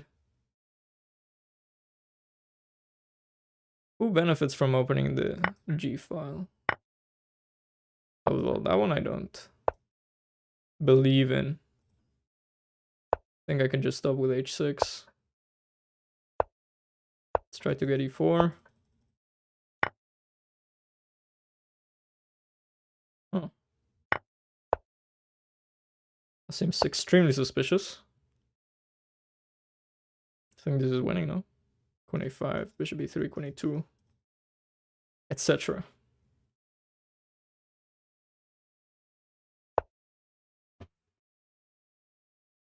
Yeah, b3 seems also pretty bad, but I guess it resists a little bit more. I want to go rook d5. Queen g6 would stop rook d5. Sorry. Let's go rook d5 regardless. After rook b2, check. King b1, queen takes d3 is doing well. Check, check, check, mate.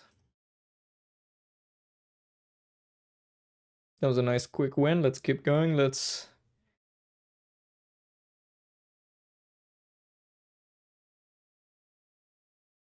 Wow, Donuts is doing well.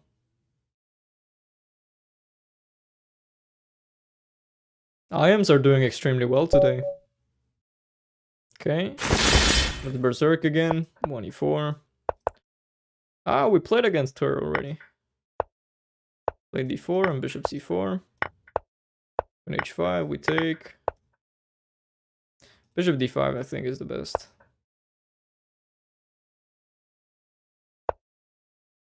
I'm taking on e4. Bishop f4. I think we're winning a pawn. Knight g6, we take, and take. Okay. Also in queenside. Bishop g3. f4, f5. h4, h5. Let's go h4, h5.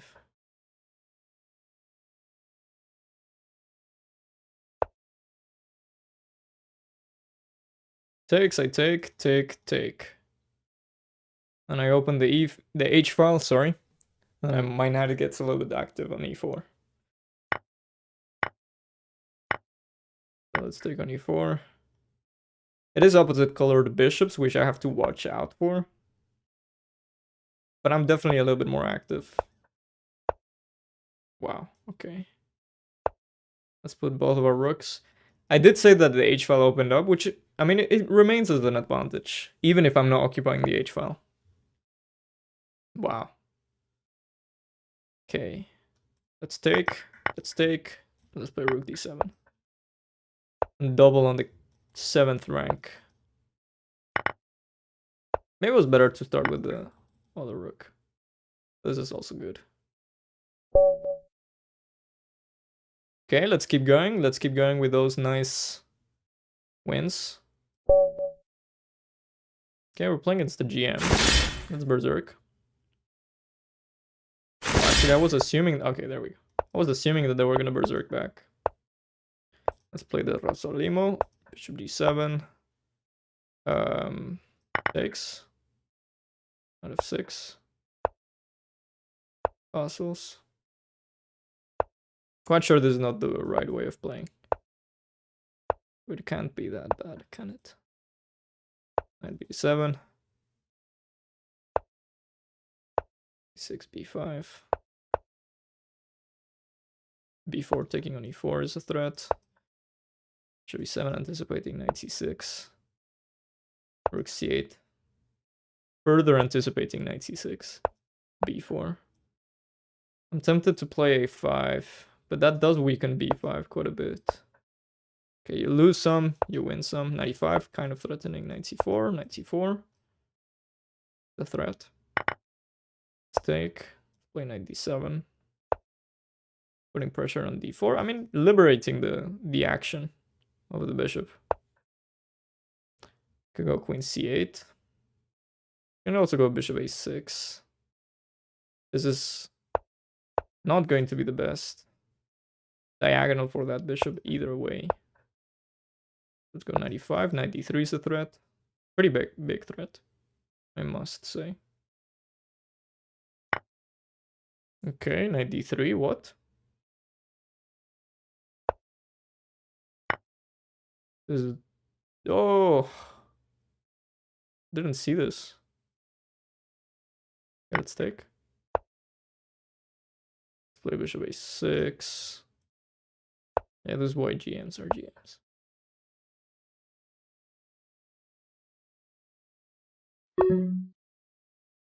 Running out of time.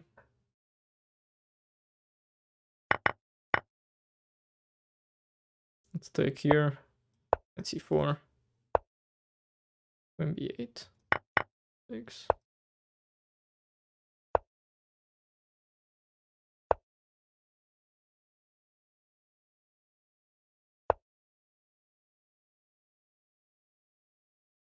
I don't know what to do.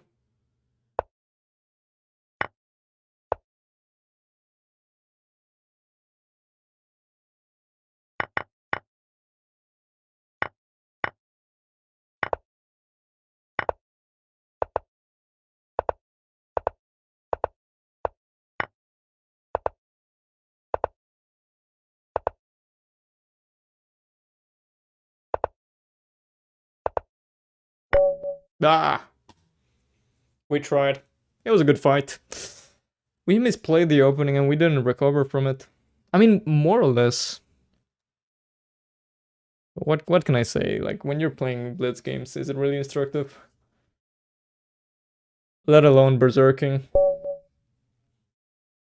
We have 20 minutes left. Can we get any decent place?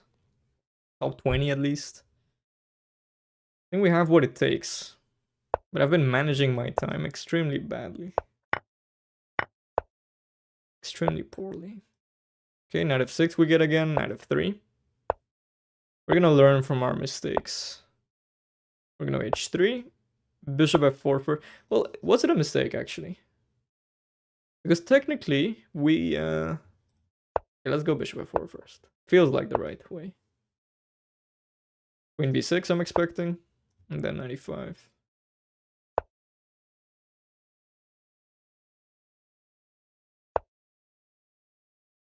G4. Knight D2. Okay, let's go knight D2.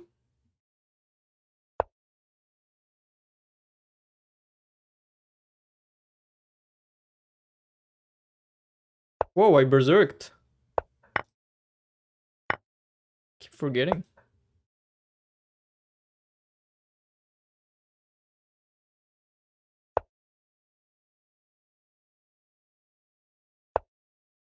Let's try to go for the attack.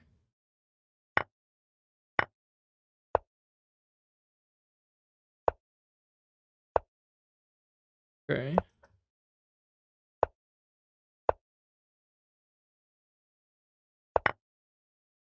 Okay, I didn't expect that. Maybe 3. One of these pawns is falling.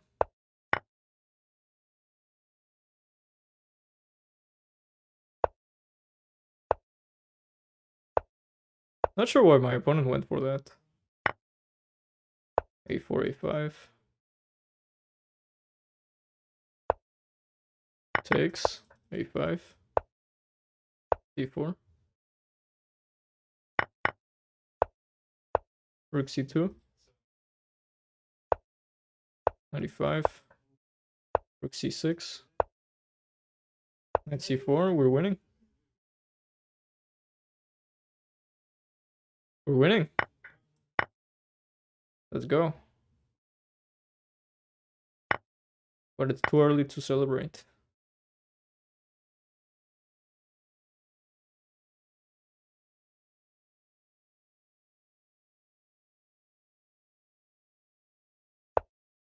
Check. Check. Check. We simplify. We cut this knight's life. Kind of unsuccessfully, by the way. Yeah, rook A3. Yeah, this was unsuccessful. Very bad. King D3. King C4. Rook F3.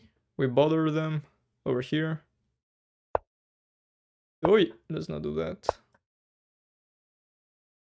Let's do that. Because there's rook E6. Okay, let's take here. Rook G6. Here. Oh my goodness. Oh, it's not working. It's still super bad. Like, what am I doing? Like, the worst way to convert.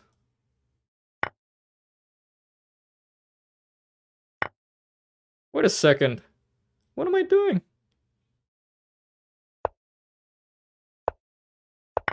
Ugh. I'm gonna get flagged now.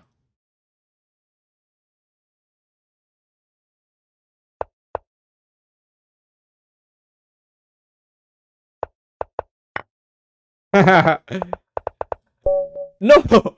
Why is my auto queen not on? What? My auto queen is not on. When pre-moving, well, yeah. Promote to a queen automatic. Always, always. Well, not always, yeah. Control. Ugh.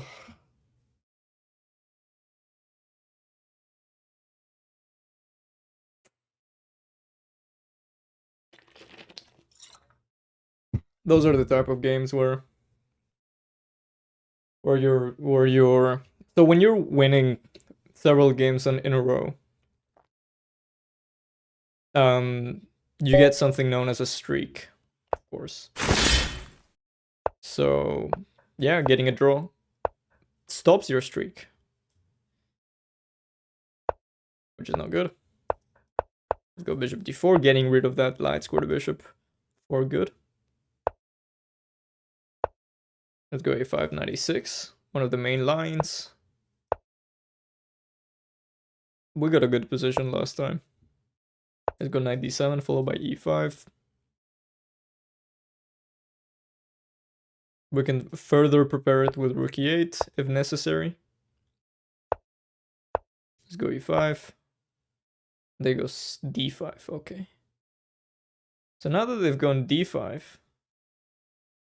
I can make the most of the c5 square. And I'm not sure how. Okay, let's start with this. I think I won my knight on b4. Once again, I forgot that I berserked. I have only 1 minute. Let's play b6 at some point. Before I forget. Should have played it before. Queen d7. They're gonna go a3. They're gonna go b4 maybe. Yeah, this is not ideal. Actually, I think I'm blundering. What am I doing? What am I doing? Oh, that's a gift. That's a gift from above. Now this is not working. And even if it is, like, it's unnecessary.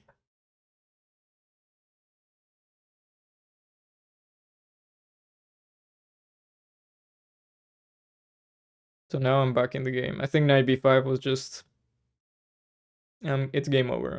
I have no play. I'm losing the knight for almost no compensation.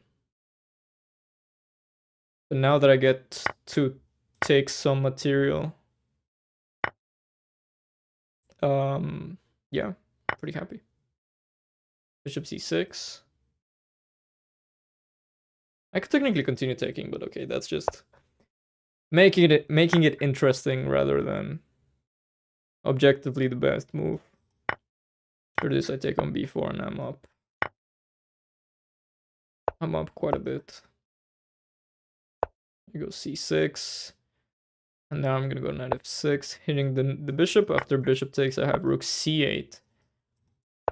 And, you know, I can get away with d5. And because this is pinned, I'm taking on h7 next.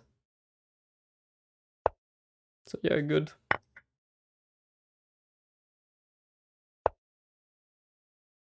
Let's go king g6. There's no king f7 because bishop takes d5 would be a problem. Actually, let's go... Okay, let's go rook d8. Let's just play quickly. That's what we have to do. Knight e4, knight c5, e4, attacking the rook.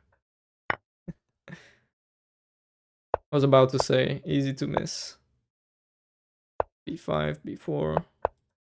I just have to push.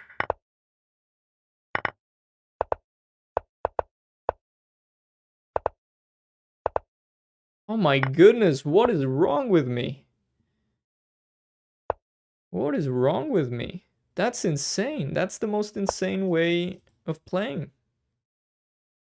That's insane. I'm still winning, but like, why would I do that? It's insane.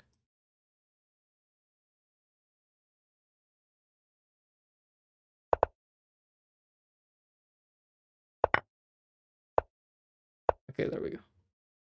That was insane. There we go. So that was a very good king. Oh, it was a decent King's Indian. If it hadn't been because of me allowing that knight to get stuck. But other than that, okay. You can make a case for the game being decent for the first couple of moves. Let's berserk again. Let's not forget that we berserked this time. So let's go d4 and c3. Smith Morras are pretty good. Because then we have higher probability of getting a quick game. Let's go bishop d2. Check, queen b3, I guess. Actually, let's check and let's go bishop c4. And then maybe h4. Actually, let's just castle and play normally. Let's stop playing around. a4, preventing b5. Queen b3 followed up by a5. So I can go knight a4, I can go queen a3, hitting the pawn on e7. Rook e8 I'm expecting. Knight g5, hitting f7. Okay. Let's go for it. Let's take. Maybe I'm rushing. I'm rushing, of course I am. Yeah, this is a little bit unclear.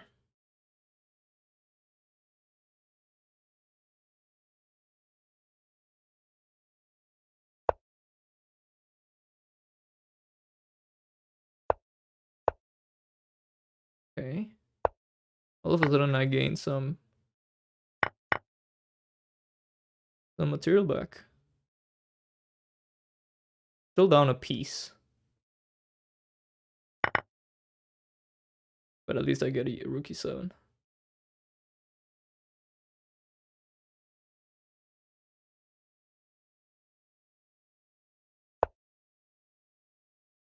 Okay, let's get rook e7 in. Or yeah, let's get rook e7 in. Because then there's queen e7, queen e3 ideas with queen h6. They prevented those ideas. And I blundered. Not good. Yeah, this is what happens when you berserk.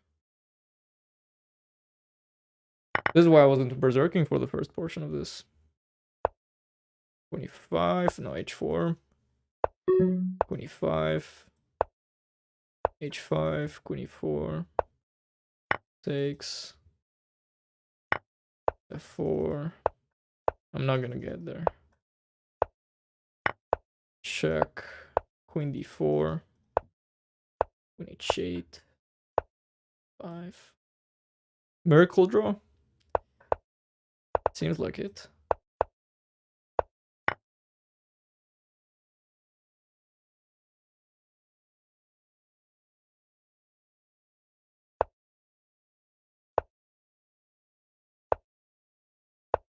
Six.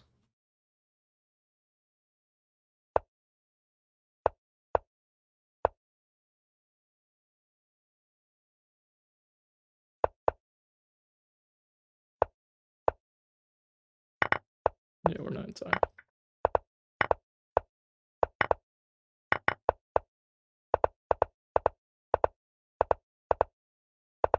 Yeah, there's no point. Good game. We were doing well. The opening was a complete success. Opening was a complete success, but I rushed into this knight g5, knight takes f7. Ay, ay, ay, ay, ay, ay, ay.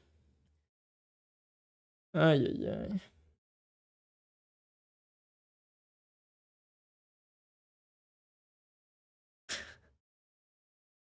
Yeah, pretty bad.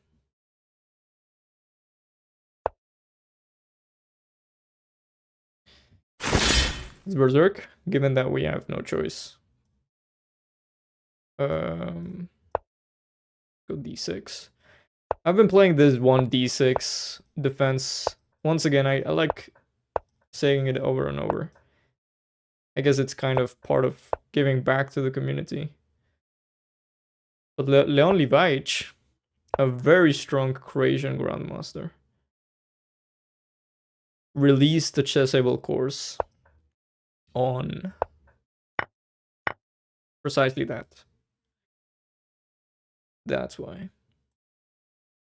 Let's go knight e6, knight c7, and then a6, because after a6, a4, you don't have a chance to play knight a6 anymore. So a6 now, well, they prevent it. Now I go b6 and bishop a6. And once again, the knight is better placed on c7 than on b8. It also helps anticipate e5.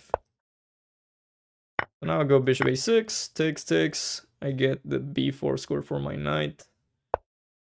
And hopefully I can start creating threats in the center. Well, this is just allowing me to get a fine position. I can take on b2 even. Okay, knight b4, rook takes a4 is a blunder, of course. Sorry. Let's go knight b4 like a normal person. a6 is a threat. So here bishop e5 is tempting. Let's just go all the way back. Bishop e7. Oh my goodness. Oh my. It's time to say goodbye to the stream. That's insane. That's pretty poor. Oh, yeah. That's super poor. That's very bad. Unacceptable bad.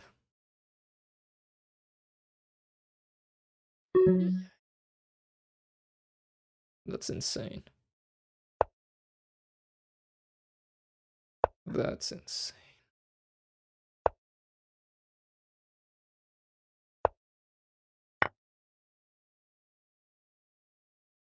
Let's try a couple more moves and see what happens.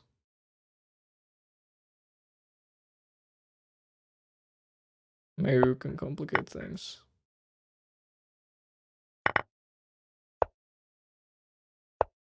Okay. This is actually not entirely clear.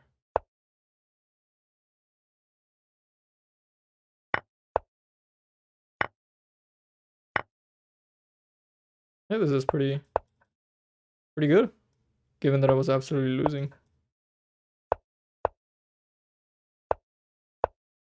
Okay, this is pretty bad.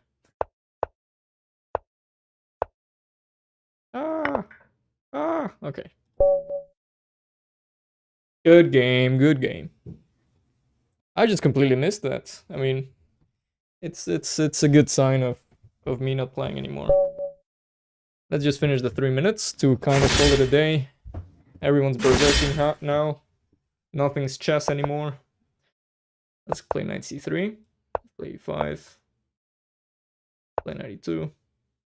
Threatening to go d4 and f3. This just blunders the knight. Okay, we're winning. Yeah, we're playing okay, but it's just the time control that I never got used to. That's the excuse.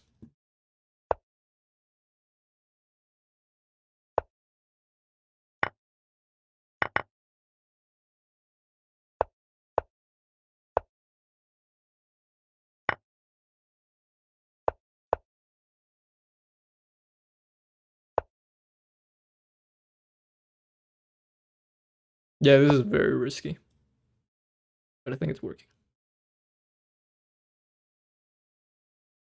I feel like I say that all the time. Queen a4. Let's go queen. How do we do this? Rook e3.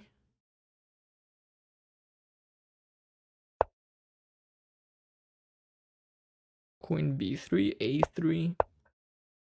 Takes. Oh my goodness. Okay, now we're not winning anymore.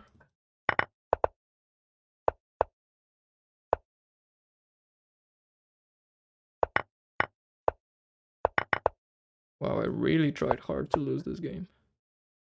And I did it. Well done, me.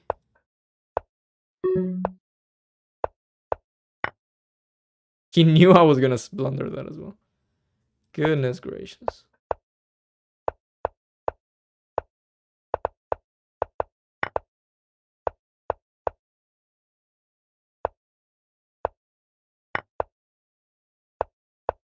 Ah!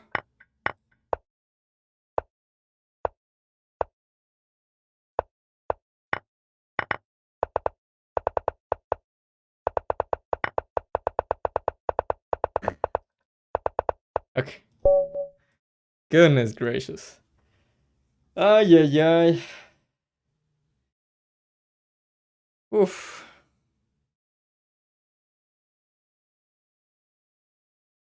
Ay.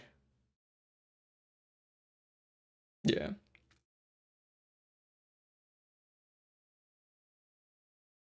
Wow, Donut won. International Master Donut.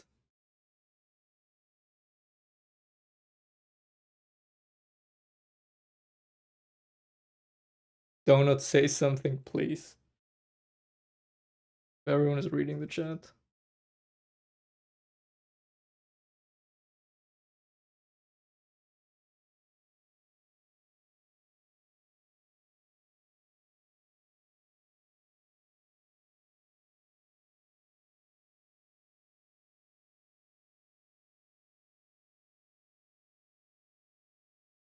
Wow.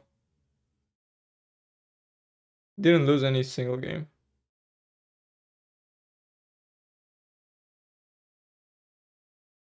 Not a single game.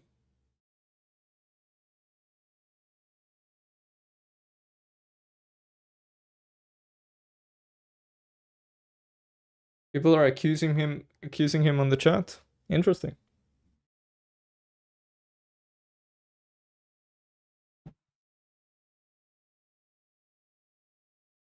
Interesting to take a look at the chat.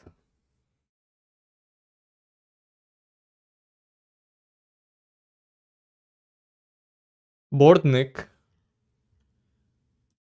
Bordnik, I think, thinks he's cheating Trojan horse.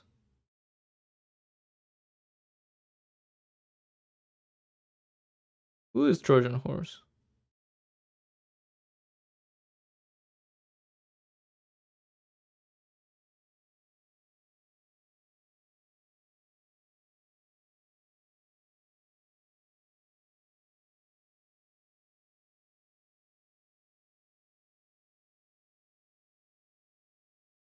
Interesting.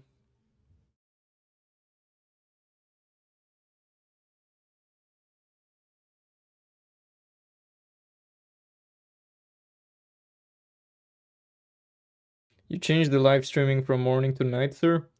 Actually, I'm streaming in both mornings and evenings. On Saturdays, on weekends definitely, but yeah, I'm not sure. Thanks for joining, Roger. Thanks for tolerating all of that. Not many people can tolerate what you've tolerated today.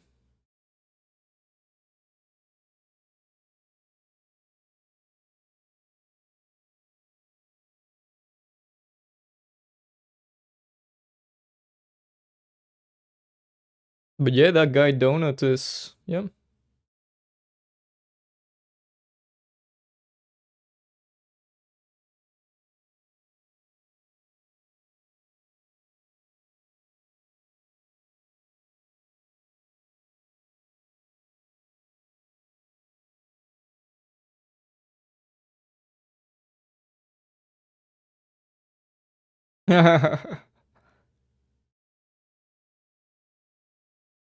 Interesting. Well, what can we do?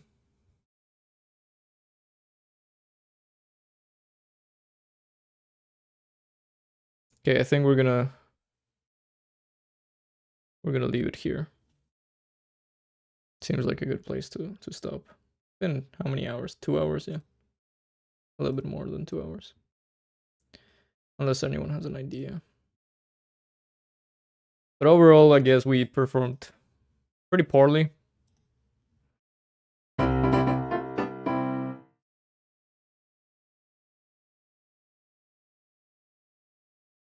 105th out of 386. Well, okay. Not our brightest. Chess drum is always fun to watch. Yeah. Someone wrote it down over here. Yeah, people like it. It's always, I mean, it's inevitable that someone is gonna cheat in these tournaments, especially because there's money and it's open. But yeah, it's so difficult to tell who's cheating, I guess.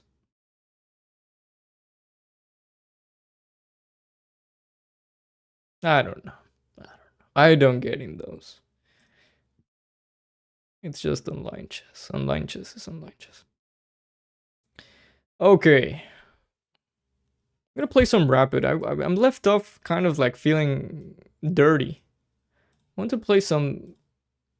I want to do something right, you know? Let's play a little bit of rapid. I just want to clean myself. Clear my name.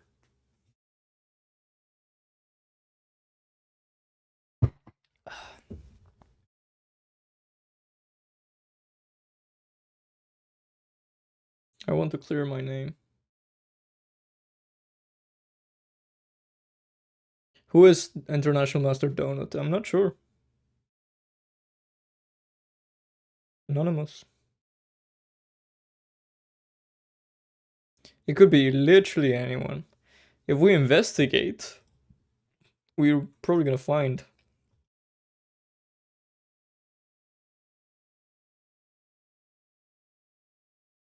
That.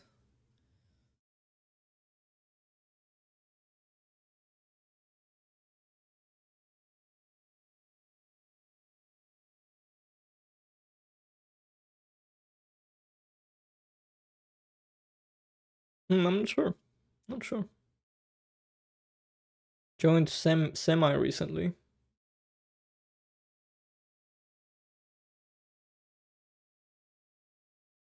I'm not sure.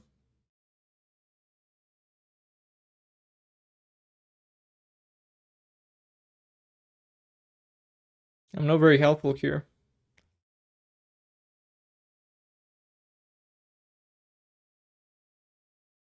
Smurf account. Could be.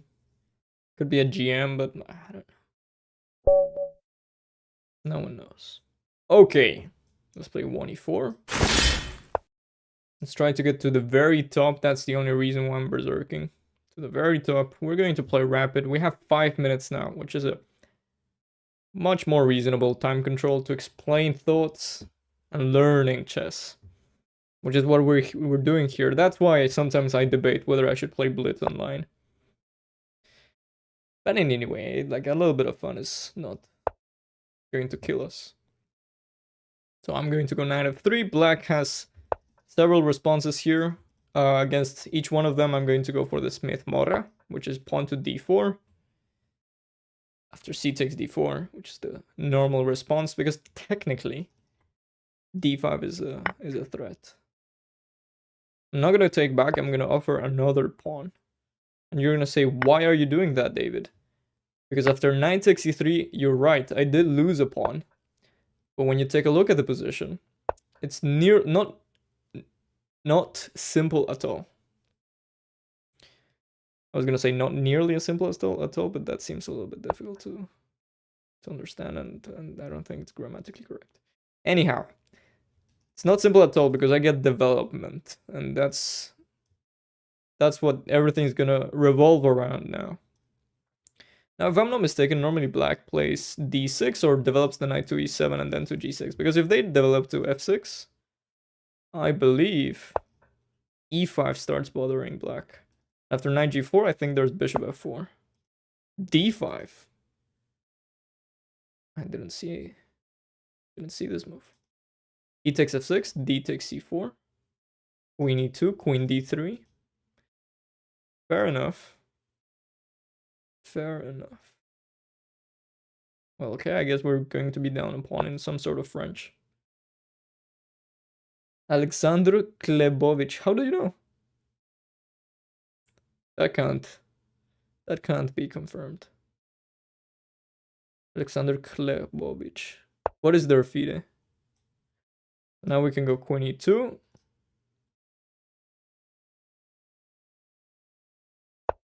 Protecting e5, followed by bishop f4.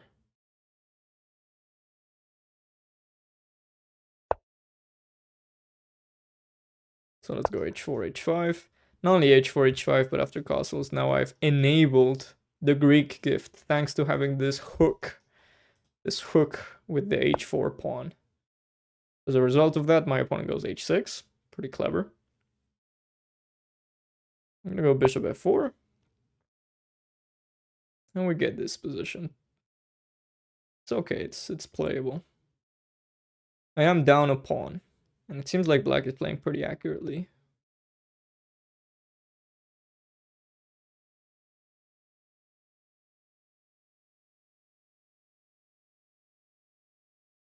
I'm a little bit worried about knight c5 because bishop c2 d4, knight e4 d3 is in the air. So against knight c5 I have to go bishop b1 or bishop b5. I guess bishop b1. Okay, they go d4. I'm gonna go knight e4. Against bishop b4, queen a5, I could go king f1. Which, once again, is not what I intended. I guess, especially against bishop b4. Queen a5, I maybe have bishop d2. And against bishop b4, I have knight d6 ideas. That seem to work. Goodness gracious. Bishop c4. d3. Wow. No, that doesn't work. Takes. Takes. I got back my pawn.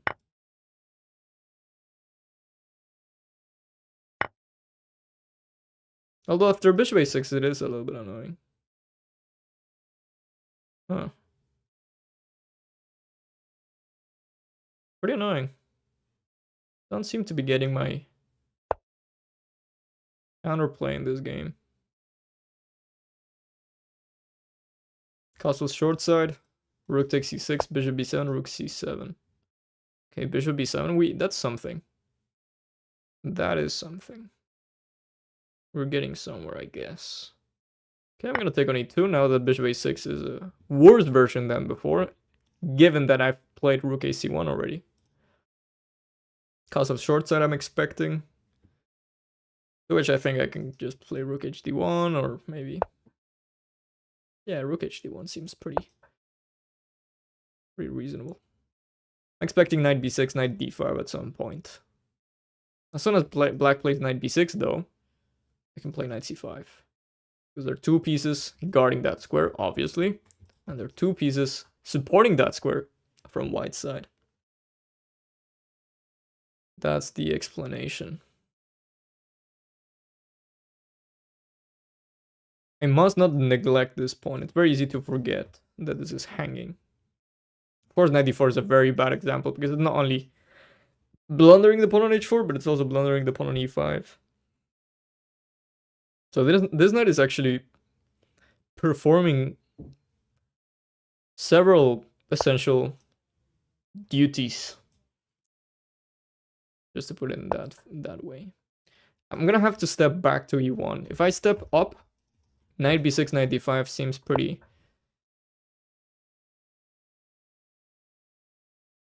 scary. Knight b6, I can consider taking the pawn. I can consider playing knight c5, ignoring the pawn.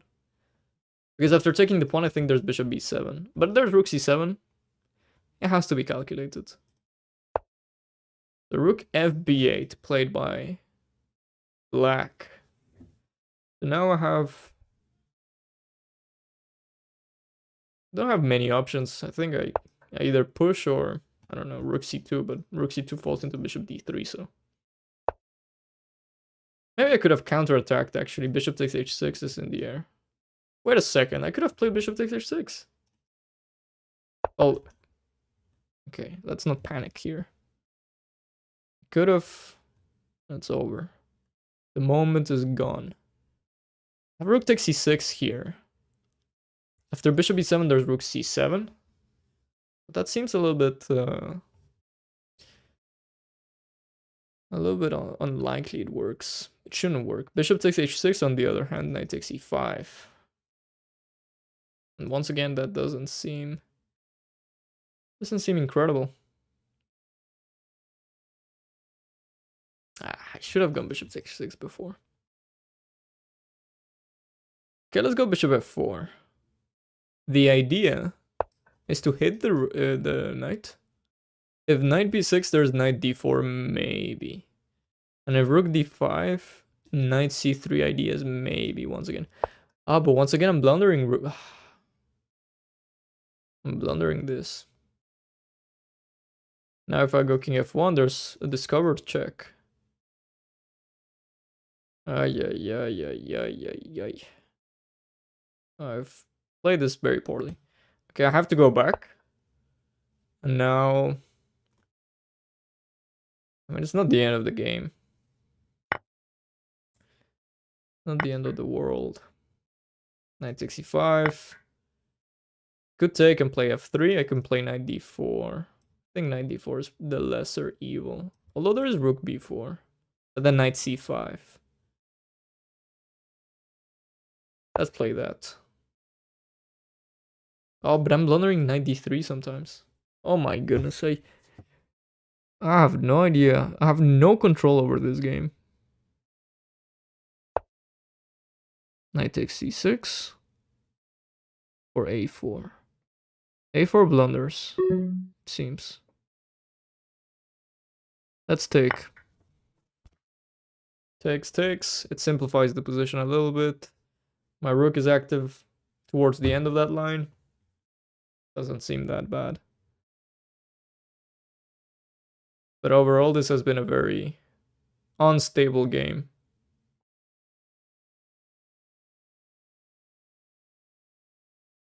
Maybe I'm getting a good position now.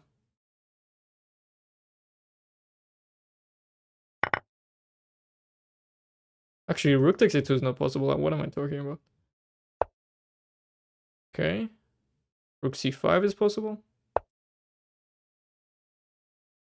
And then knight d6 or f3. I feel like I'm lagging. Okay, bishop takes e2. King e2, f3. I should have invaded right away because now there's bishop d5. Okay. This is not doing anything. Goodness gracious. Are you serious? Getting destroyed here. e4.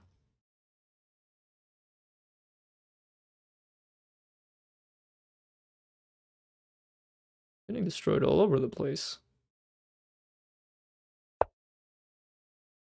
Knight c5.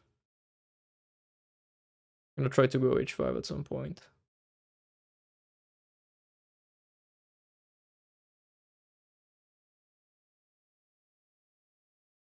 Can't help but think it's slightly suspicious. Especially because of the timing.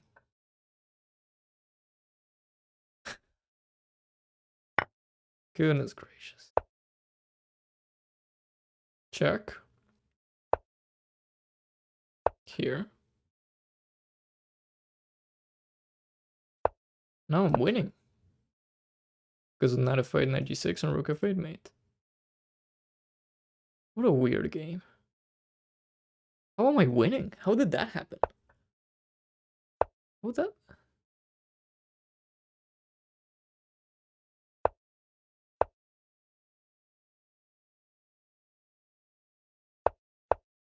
Oh, it's not mate. Oh, I'm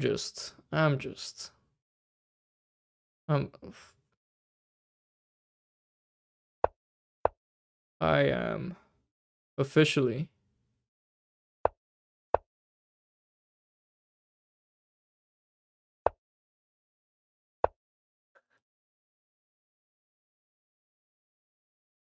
It's been a little bit weird, but let's see.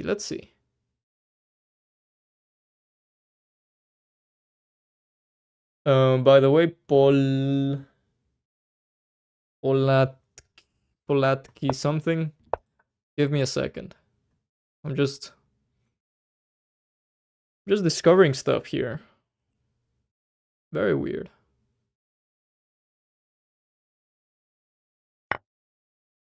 Okay.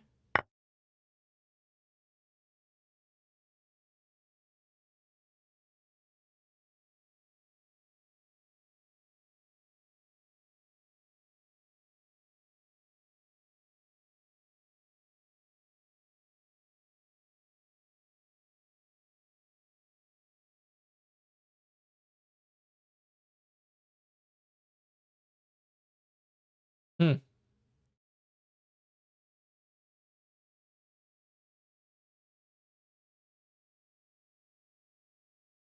The rook d7 is probably the best move. I mean, we don't know, right? But it seems pretty suspicious. Okay. Let's see. Let's see if we can get him into time trouble.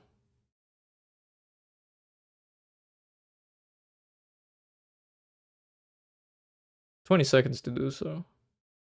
Not ideal. Bishop d6 wins. Whoa! Okay, I have a trick with knight g8. But I don't think it works. They're gonna get you h5. Bishop d1 does only make sense because it allows h5.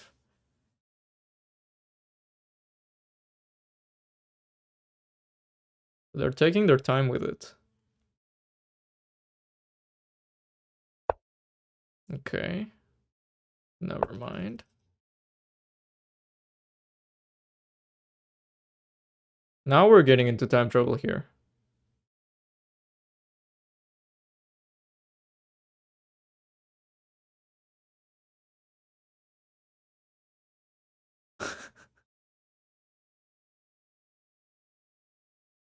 What is going on? Rook h7, if h4 takes. Rook g7 back. I should have gone rook f7.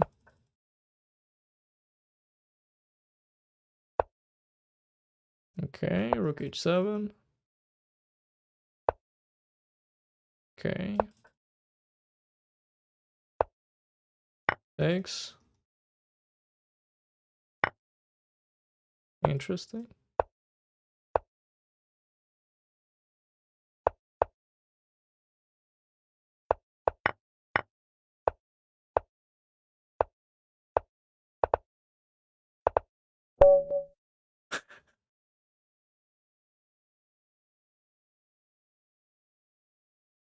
Now I think this person was of a certain level.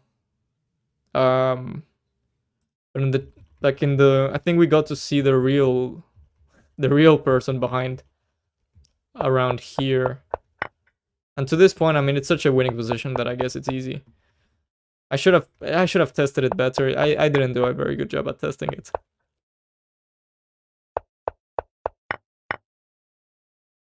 Interesting. I mean, I'm already assuming that it is the case. Maybe it is not. Maybe I don't know. But we got the draw. We got the draw.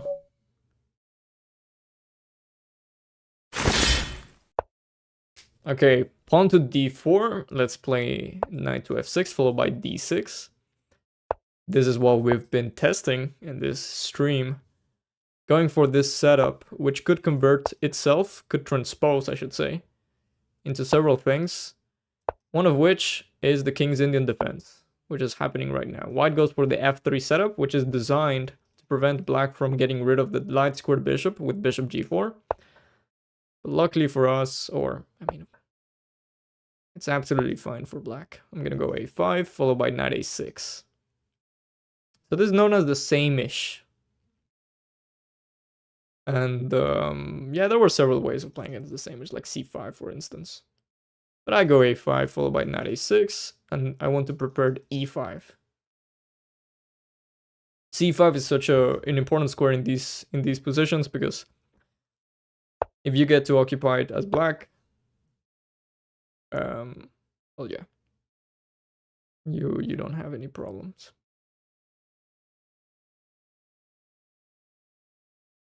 So now after queen d2, I'm thinking of playing knight d7 and e5. Playing of c5 as well, but after c5 there's obviously going to be d5, and then I can't occupy c5 anymore. The way I think of it is, if you go a5, probably you're not going to go for c5, given that you're already weakening b5 way too much. Is 2000 and panicked in time control that gives it of a 1500 vibe? We will see. I'll let you know in the Discord. Maybe I should start doing that actually. Every time I get notified that someone got banned, someone's account got closed. So pawn to a3, preventing future knight b4. I think that's not necessary yet. But maybe it's an interesting move. I can go e5 directly. Or I can go knight d7 and prepare it first. I think I'm gonna prepare it. So knight d7, I'm preparing pawn to e5, finally striking back in the center. In the meantime, probably white has to solve their development issues. What usually white does with this knight is they put it on g3. Very often this is designed to prevent black's f5. And having the knight on the king side is it's pretty scary for black. I've seen h4 actually in these type of positions, h4, h5, and problems in the king side for black.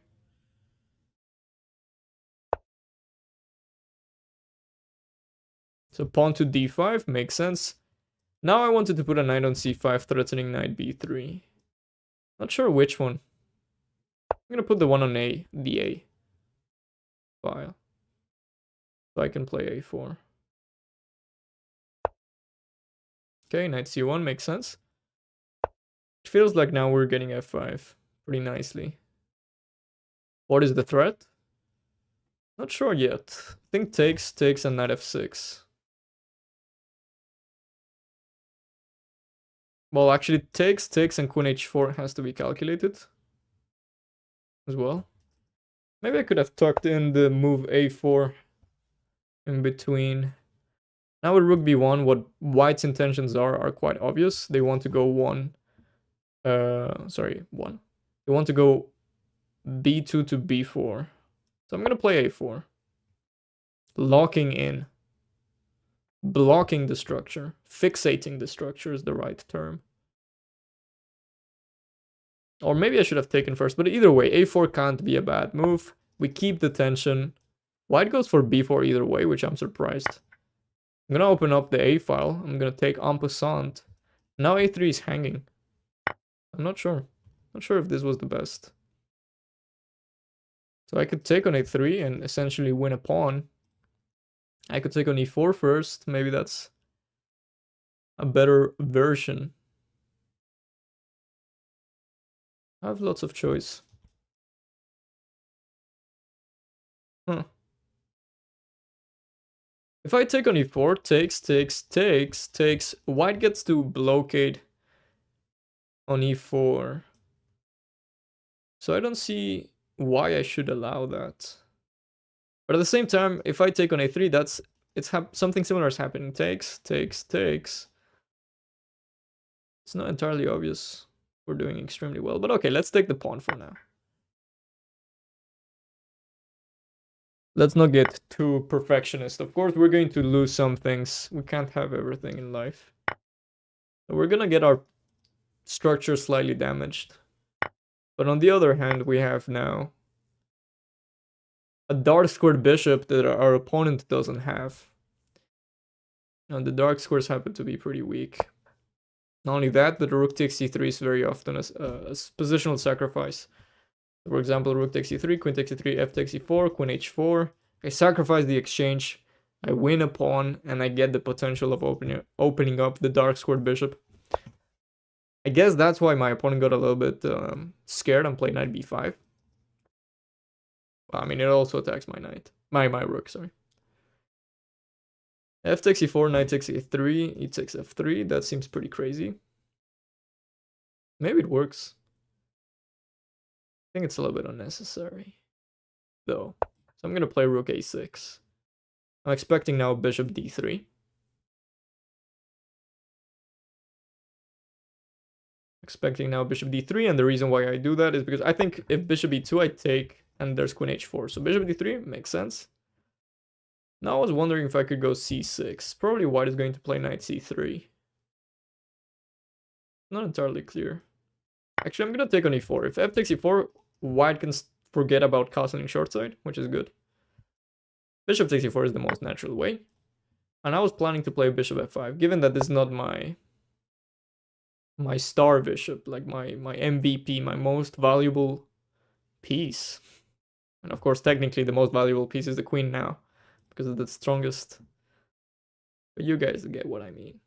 Like, this bishop is stronger. Like, if it lands on d4 at some point, that would be amazing.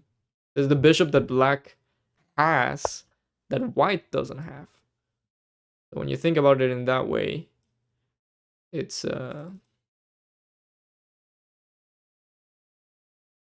it goes off to prove that this is a strength in black's position. But okay, we have to start playing a little bit quicker. Okay, let's play rook f6. Idea is to take, and play rook f4. Maybe we can get bishop h6 finally. I feel like once we develop that bishop on g7, that's going to make the whole difference. For now, there's no obvious way. Well, I can play knight c3, by the way.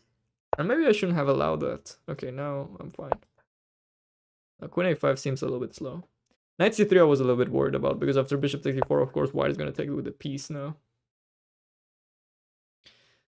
Okay. Go rook f7.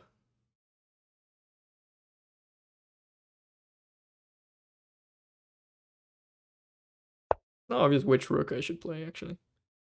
I'm a little bit worried about rook a1, trying to invade. But I have bishop takes e4, f takes e4, and I can take. And if white gives me enough time, I have bishop h6, king g7. So for example, rook a1, I take on e4, takes. And I can play bishop h6 in that position, threatening bishop e3, so white has to do something about that. Rook takes f6, and I take with a queen, and I get rid of all of those problems. At least for now. Bishop h6, queen takes e5, bishop takes e4 doesn't work. But I could play queen e7. Oh, maybe not queen e7 because of queen a8. Okay, let's take on e4 once. And then let's play some like h5 maybe. Could also play rook f4. But let's play h5, king h7. Of course, queen takes e5 is blundering to rook takes f1. Rook takes f6. I was planning to play queen takes f6. And rook f1, queen g5. But now I realize this is not ideal. Ah. Far from ideal. Let's take. Queen a8, king h7, queen b7, bishop h6 is my grand idea.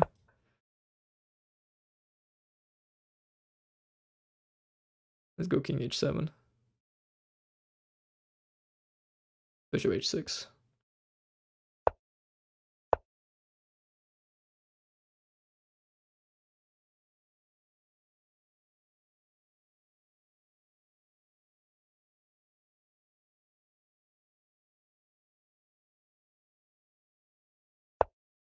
Yeah, maybe I took too long to develop that bishop. Let's go h4. Even though white technically benefits from closing up the position, I think in this case, because the dark squares are so weak, it benefits the dark square bishop more than the knight. Starting to play a little bit quicker, which is good.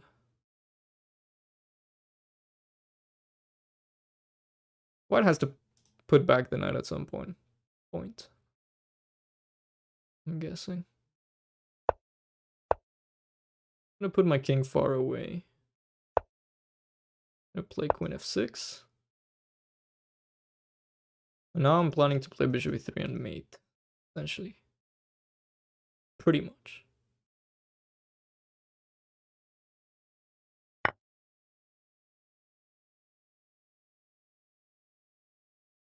Bishop e3. Queen a2 is the only move, but then queen f4. Queen g3 is super dangerous.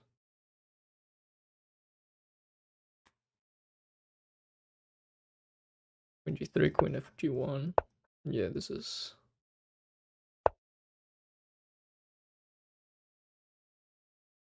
winning the queen, like, at least. Okay, let's speed up. Thanks for the game. I mean, that was also once again interesting. Yeah, things I feel like went my way in the opening. I feel like maybe I should have played f takes e4 here. Because after this, it wasn't obvious. But here we won a pawn. Although it wasn't very easy to continue. I think, once again, I misplayed things over here. I want to know what the engine thinks of f takes e4. Wow, it is the best move. I knew it. Of course, I'm gonna say that I knew it. Yeah, this is the way to play in the King's Indian. Just sacrifice, like activity. Black has castled. Black has a dark squared bishop. Queen h4 ideas, e4 ideas. It makes sense. White hasn't castled yet. Yeah, should have gone for that. Okay. Any other daily rapid? Wait, there's nothing here. Or do you bullet? No, we don't want the bullet. League season. I don't know. I guess it's a good way to stop this. Let's just do some more puzzles and our chess workout will be finished. I think it's been a decent stream. So bishop a3. Black is threatening. What is black threatening? Bishop takes h2, king takes h2, queen takes f1.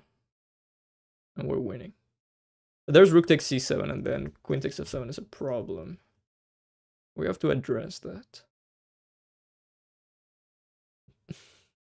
Excuse me. Bishop takes h2, king takes h2, queen takes f1. Rook takes c7. Can't go rook f8 because the bishop is on the diagonal. If I go king h8, queen takes f7, it's the same story. Bishop takes a3, queen takes a3, f4.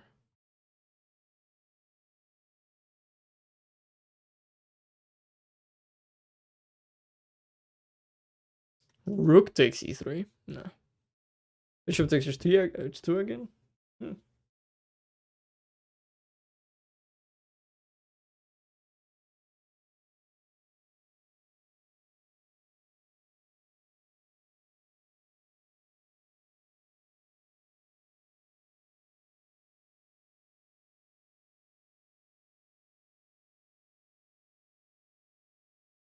No, of course.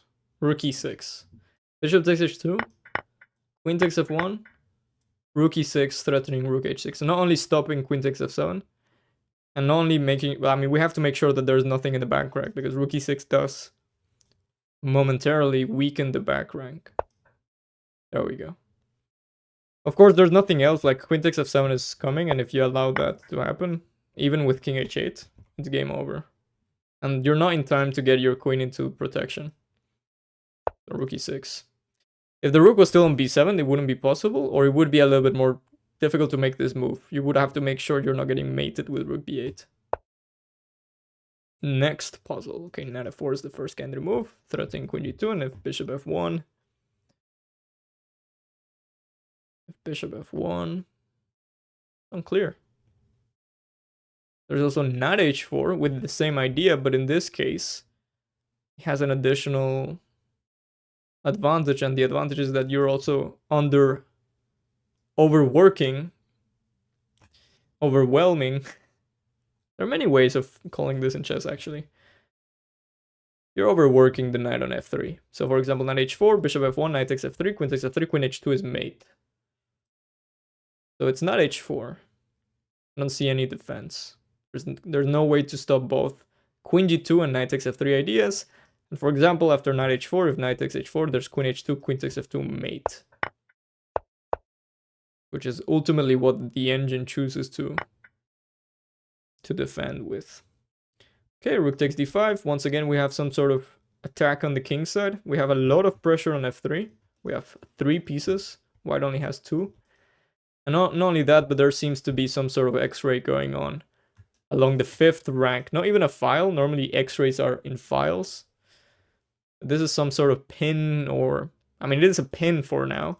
But given that black can get rid of the pin with a check, it's more of an x-ray. Now, rook d5 is the first move that comes to my mind, because white pretty much has only one move, which is rook takes d5, queen takes d5. After queen takes d5, I have knight h3, check, takes, and queen takes d5, which wins the queen.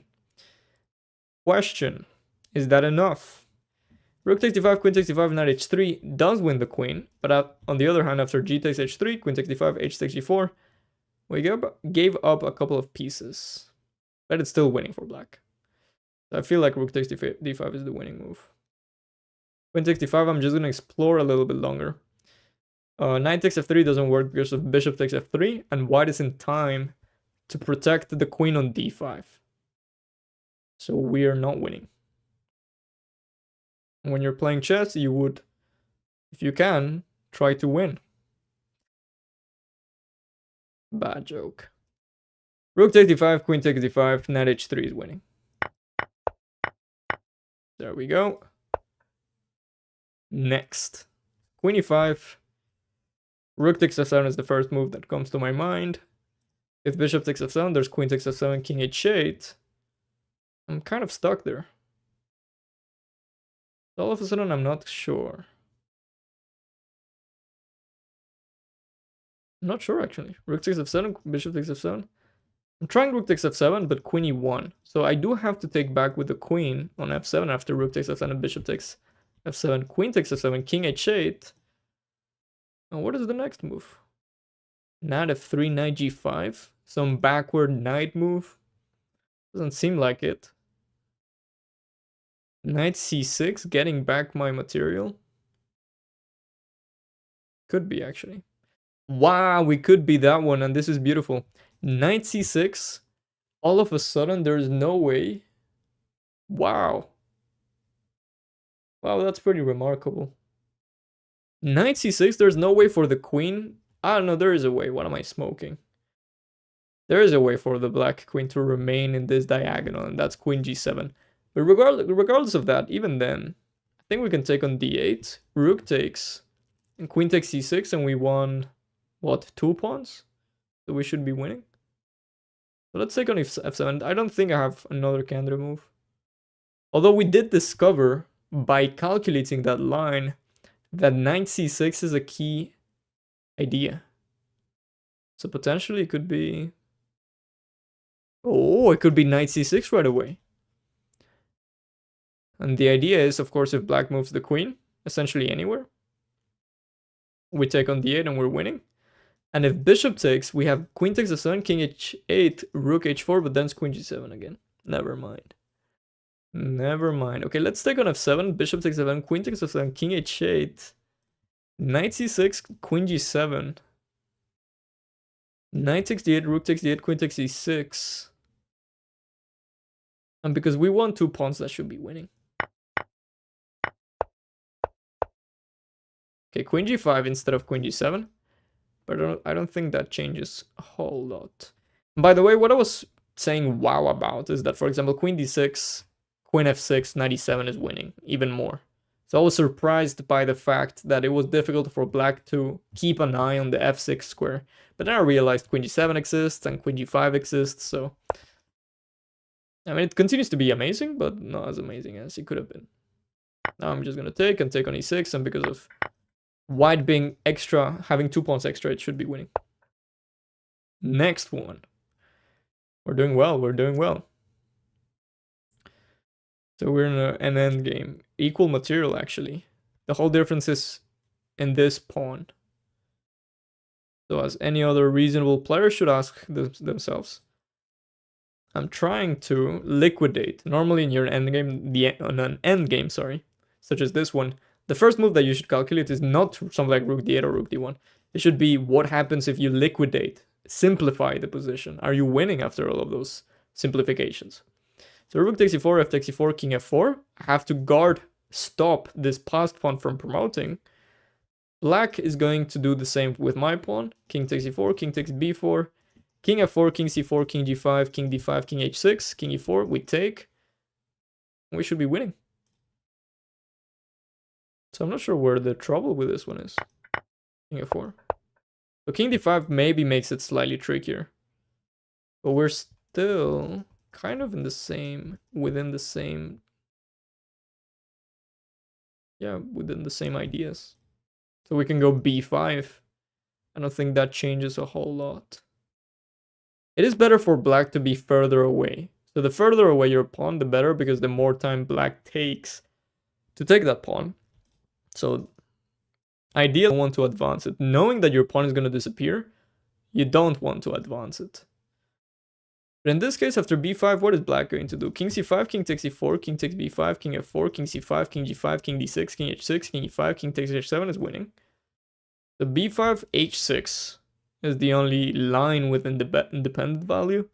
But then we go b6, forcing king c6, king takes e4, king takes b6, king e5, and we're winning again, I think. And even after h6, b6, g5, we can take, king e3, king c6, take, king takes b6, king a5, and we're winning. I'm a little bit surprised though that this is the only way. Like, what if king e3? Isn't king e3 also winning? For example, h5, we go b5. h6, we go g4. And against king e5, there's always b5. King d5, b6, king c6, king takes e4, king takes b6, king e5, and that's winning. I'm a little bit confused. Normally in these puzzles, obviously there's only one way of winning. So if king e3 and b5 both work, something's wrong. AKA, also known as, one of them is actually wrong. So finding out which one's wrong is very often a very good exercise. I should find out why. So once again, pawn to b5 seems like it's working. King e3 also seems like it's working. Let's see, king e3, we can try king e5 right away. b5, technically black is still in the square. So black is still in time to stop that pawn. So king e3, king e5, sorry. b5, let's say black plays h5 or h6. Seems like a big deal. Let's say they go h6. b6, king d6, king takes e4, and that's winning. This is winning for white. King e3, king c4, king takes e4, king takes b4, king f4, that's winning for white. b5, king d4, b6, e3, b7, e2. There we go. b5 allows king d4. b6 allows e3. King f3, king d3. b7, e2. b8, e1. And there's no way. I see. b5 allows king d4. That's why it's important to ask yourself these questions. Always pay attention to your opponent's resources. King e3 is the way. There we go. So let's just confirm. Yeah, the only way to draw this position is king d4. Well, technically g5 as well with the same idea. But that's not the way we learn chess.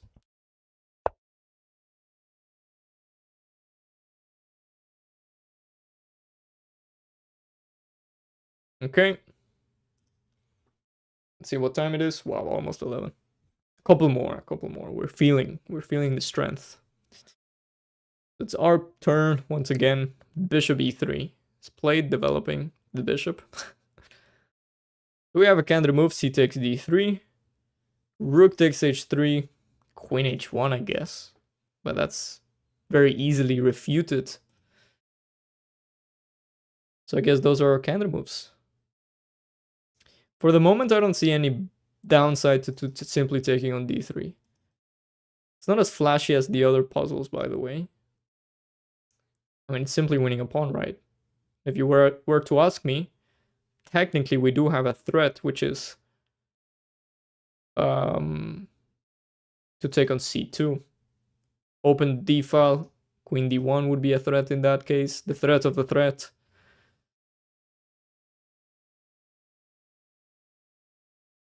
But this is probably the toughest so far.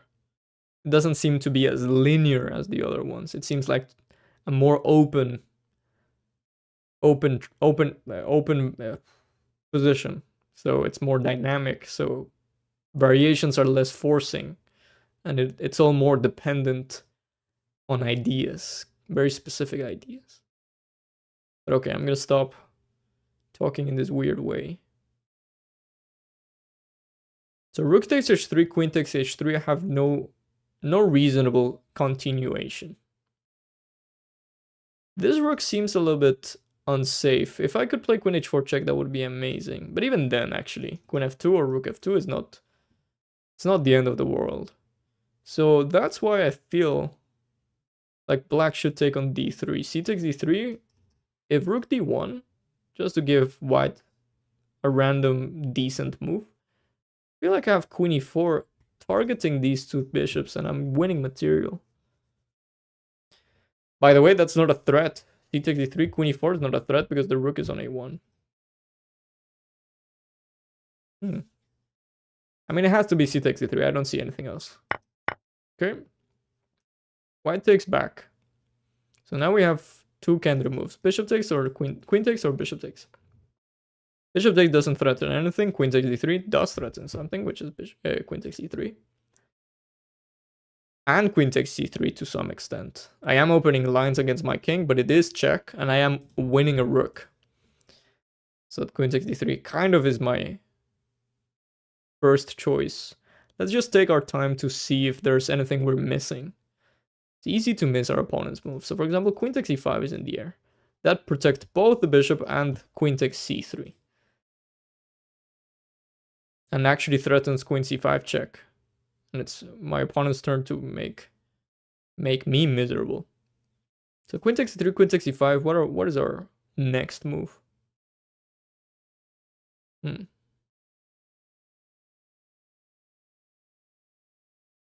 Not entirely sure. Queen takes e3, queen takes e5.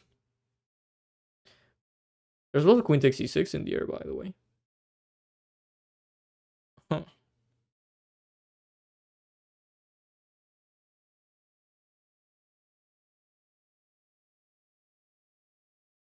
There's also rook f8, which we didn't even consider in the candidate moves.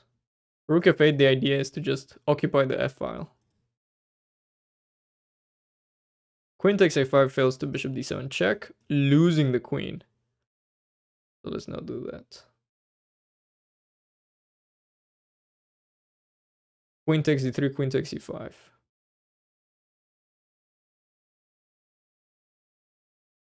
Huh. Queen takes d3, queen takes e5, I have no idea. Rook takes h3, queen c5, knight c6. Bishop takes c6, queen takes e3 check. Rook takes e3 check is winning. Yeah, should be winning. Actually, maybe not. Queen takes e3. Let me visualize. Let us visualize this. Queen takes e3. Queen takes e5. Rook takes h3. Queen c5 check. Knight c6. Because if king b8, queen a7, king c8, queen c5, at least a draw. This is a puzzle. Black must be winning in some way. So a draw already says this is not the answer. So queen takes e3. Queen takes e5. Rook takes h3, queen c5, knight c6, bishop takes c6. The most brute force way of playing. And then rook takes e3 check. Oh, there we go. Of course. King f2, queen e2 check. King g1, rook g3, king h1, rook h8. Winning. The queen takes d3, queen takes e5, rook takes h3 seems to be working. At least for now. Queen takes e6, we have king b8. Bishop f4, we have king a8. And if white is not careful, rook h1 is coming. Goodness, that's a complicated position. Queen takes e3, queen takes e5, rook takes h3. Queen takes e6, check, king b8. We also have, oh no, we don't have rook d7. King b8 on the move, bishop f4. Oh, there goes my camera. Well, I guess we can finish with this. Queen takes e3, queen takes e5, rook takes h3. And if queen takes e6, we have king b8, bishop f4, king a8. And even though white could take on e7 in that last position, we could take on c3. And then play queen f3 and rook h1 mate.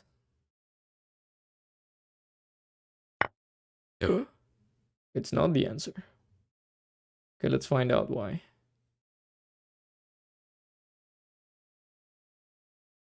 Not entirely sure. Unless we should not allow all of that. Okay. Well, maybe we just overthought this whole thing. I mean, why not queen takes d3? Queen takes e5, we go rook takes h3. Ah, bishop f4. Yeah, we didn't see this.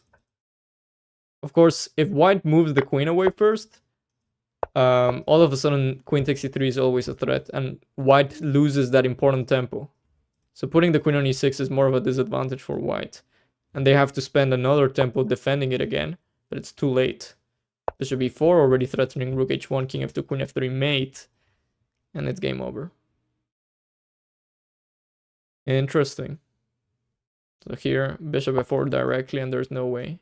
Like, even though it looks like black is doing well, after king f2, there's simply no continuation. Of course, black is not in time to take the rook because of queen c7 or queen b8 mate. Well, I think it was pretty instructive. Thanks everyone for joining. I think this is a good time to stop the stream. It has been 3 hours in a row. Hopefully it was instructive. Hopefully you learned something. And yeah, for those of you who sticked around for a reasonable amount of time, thank you. I really appreciate it. And yeah, work in your tactics. Have a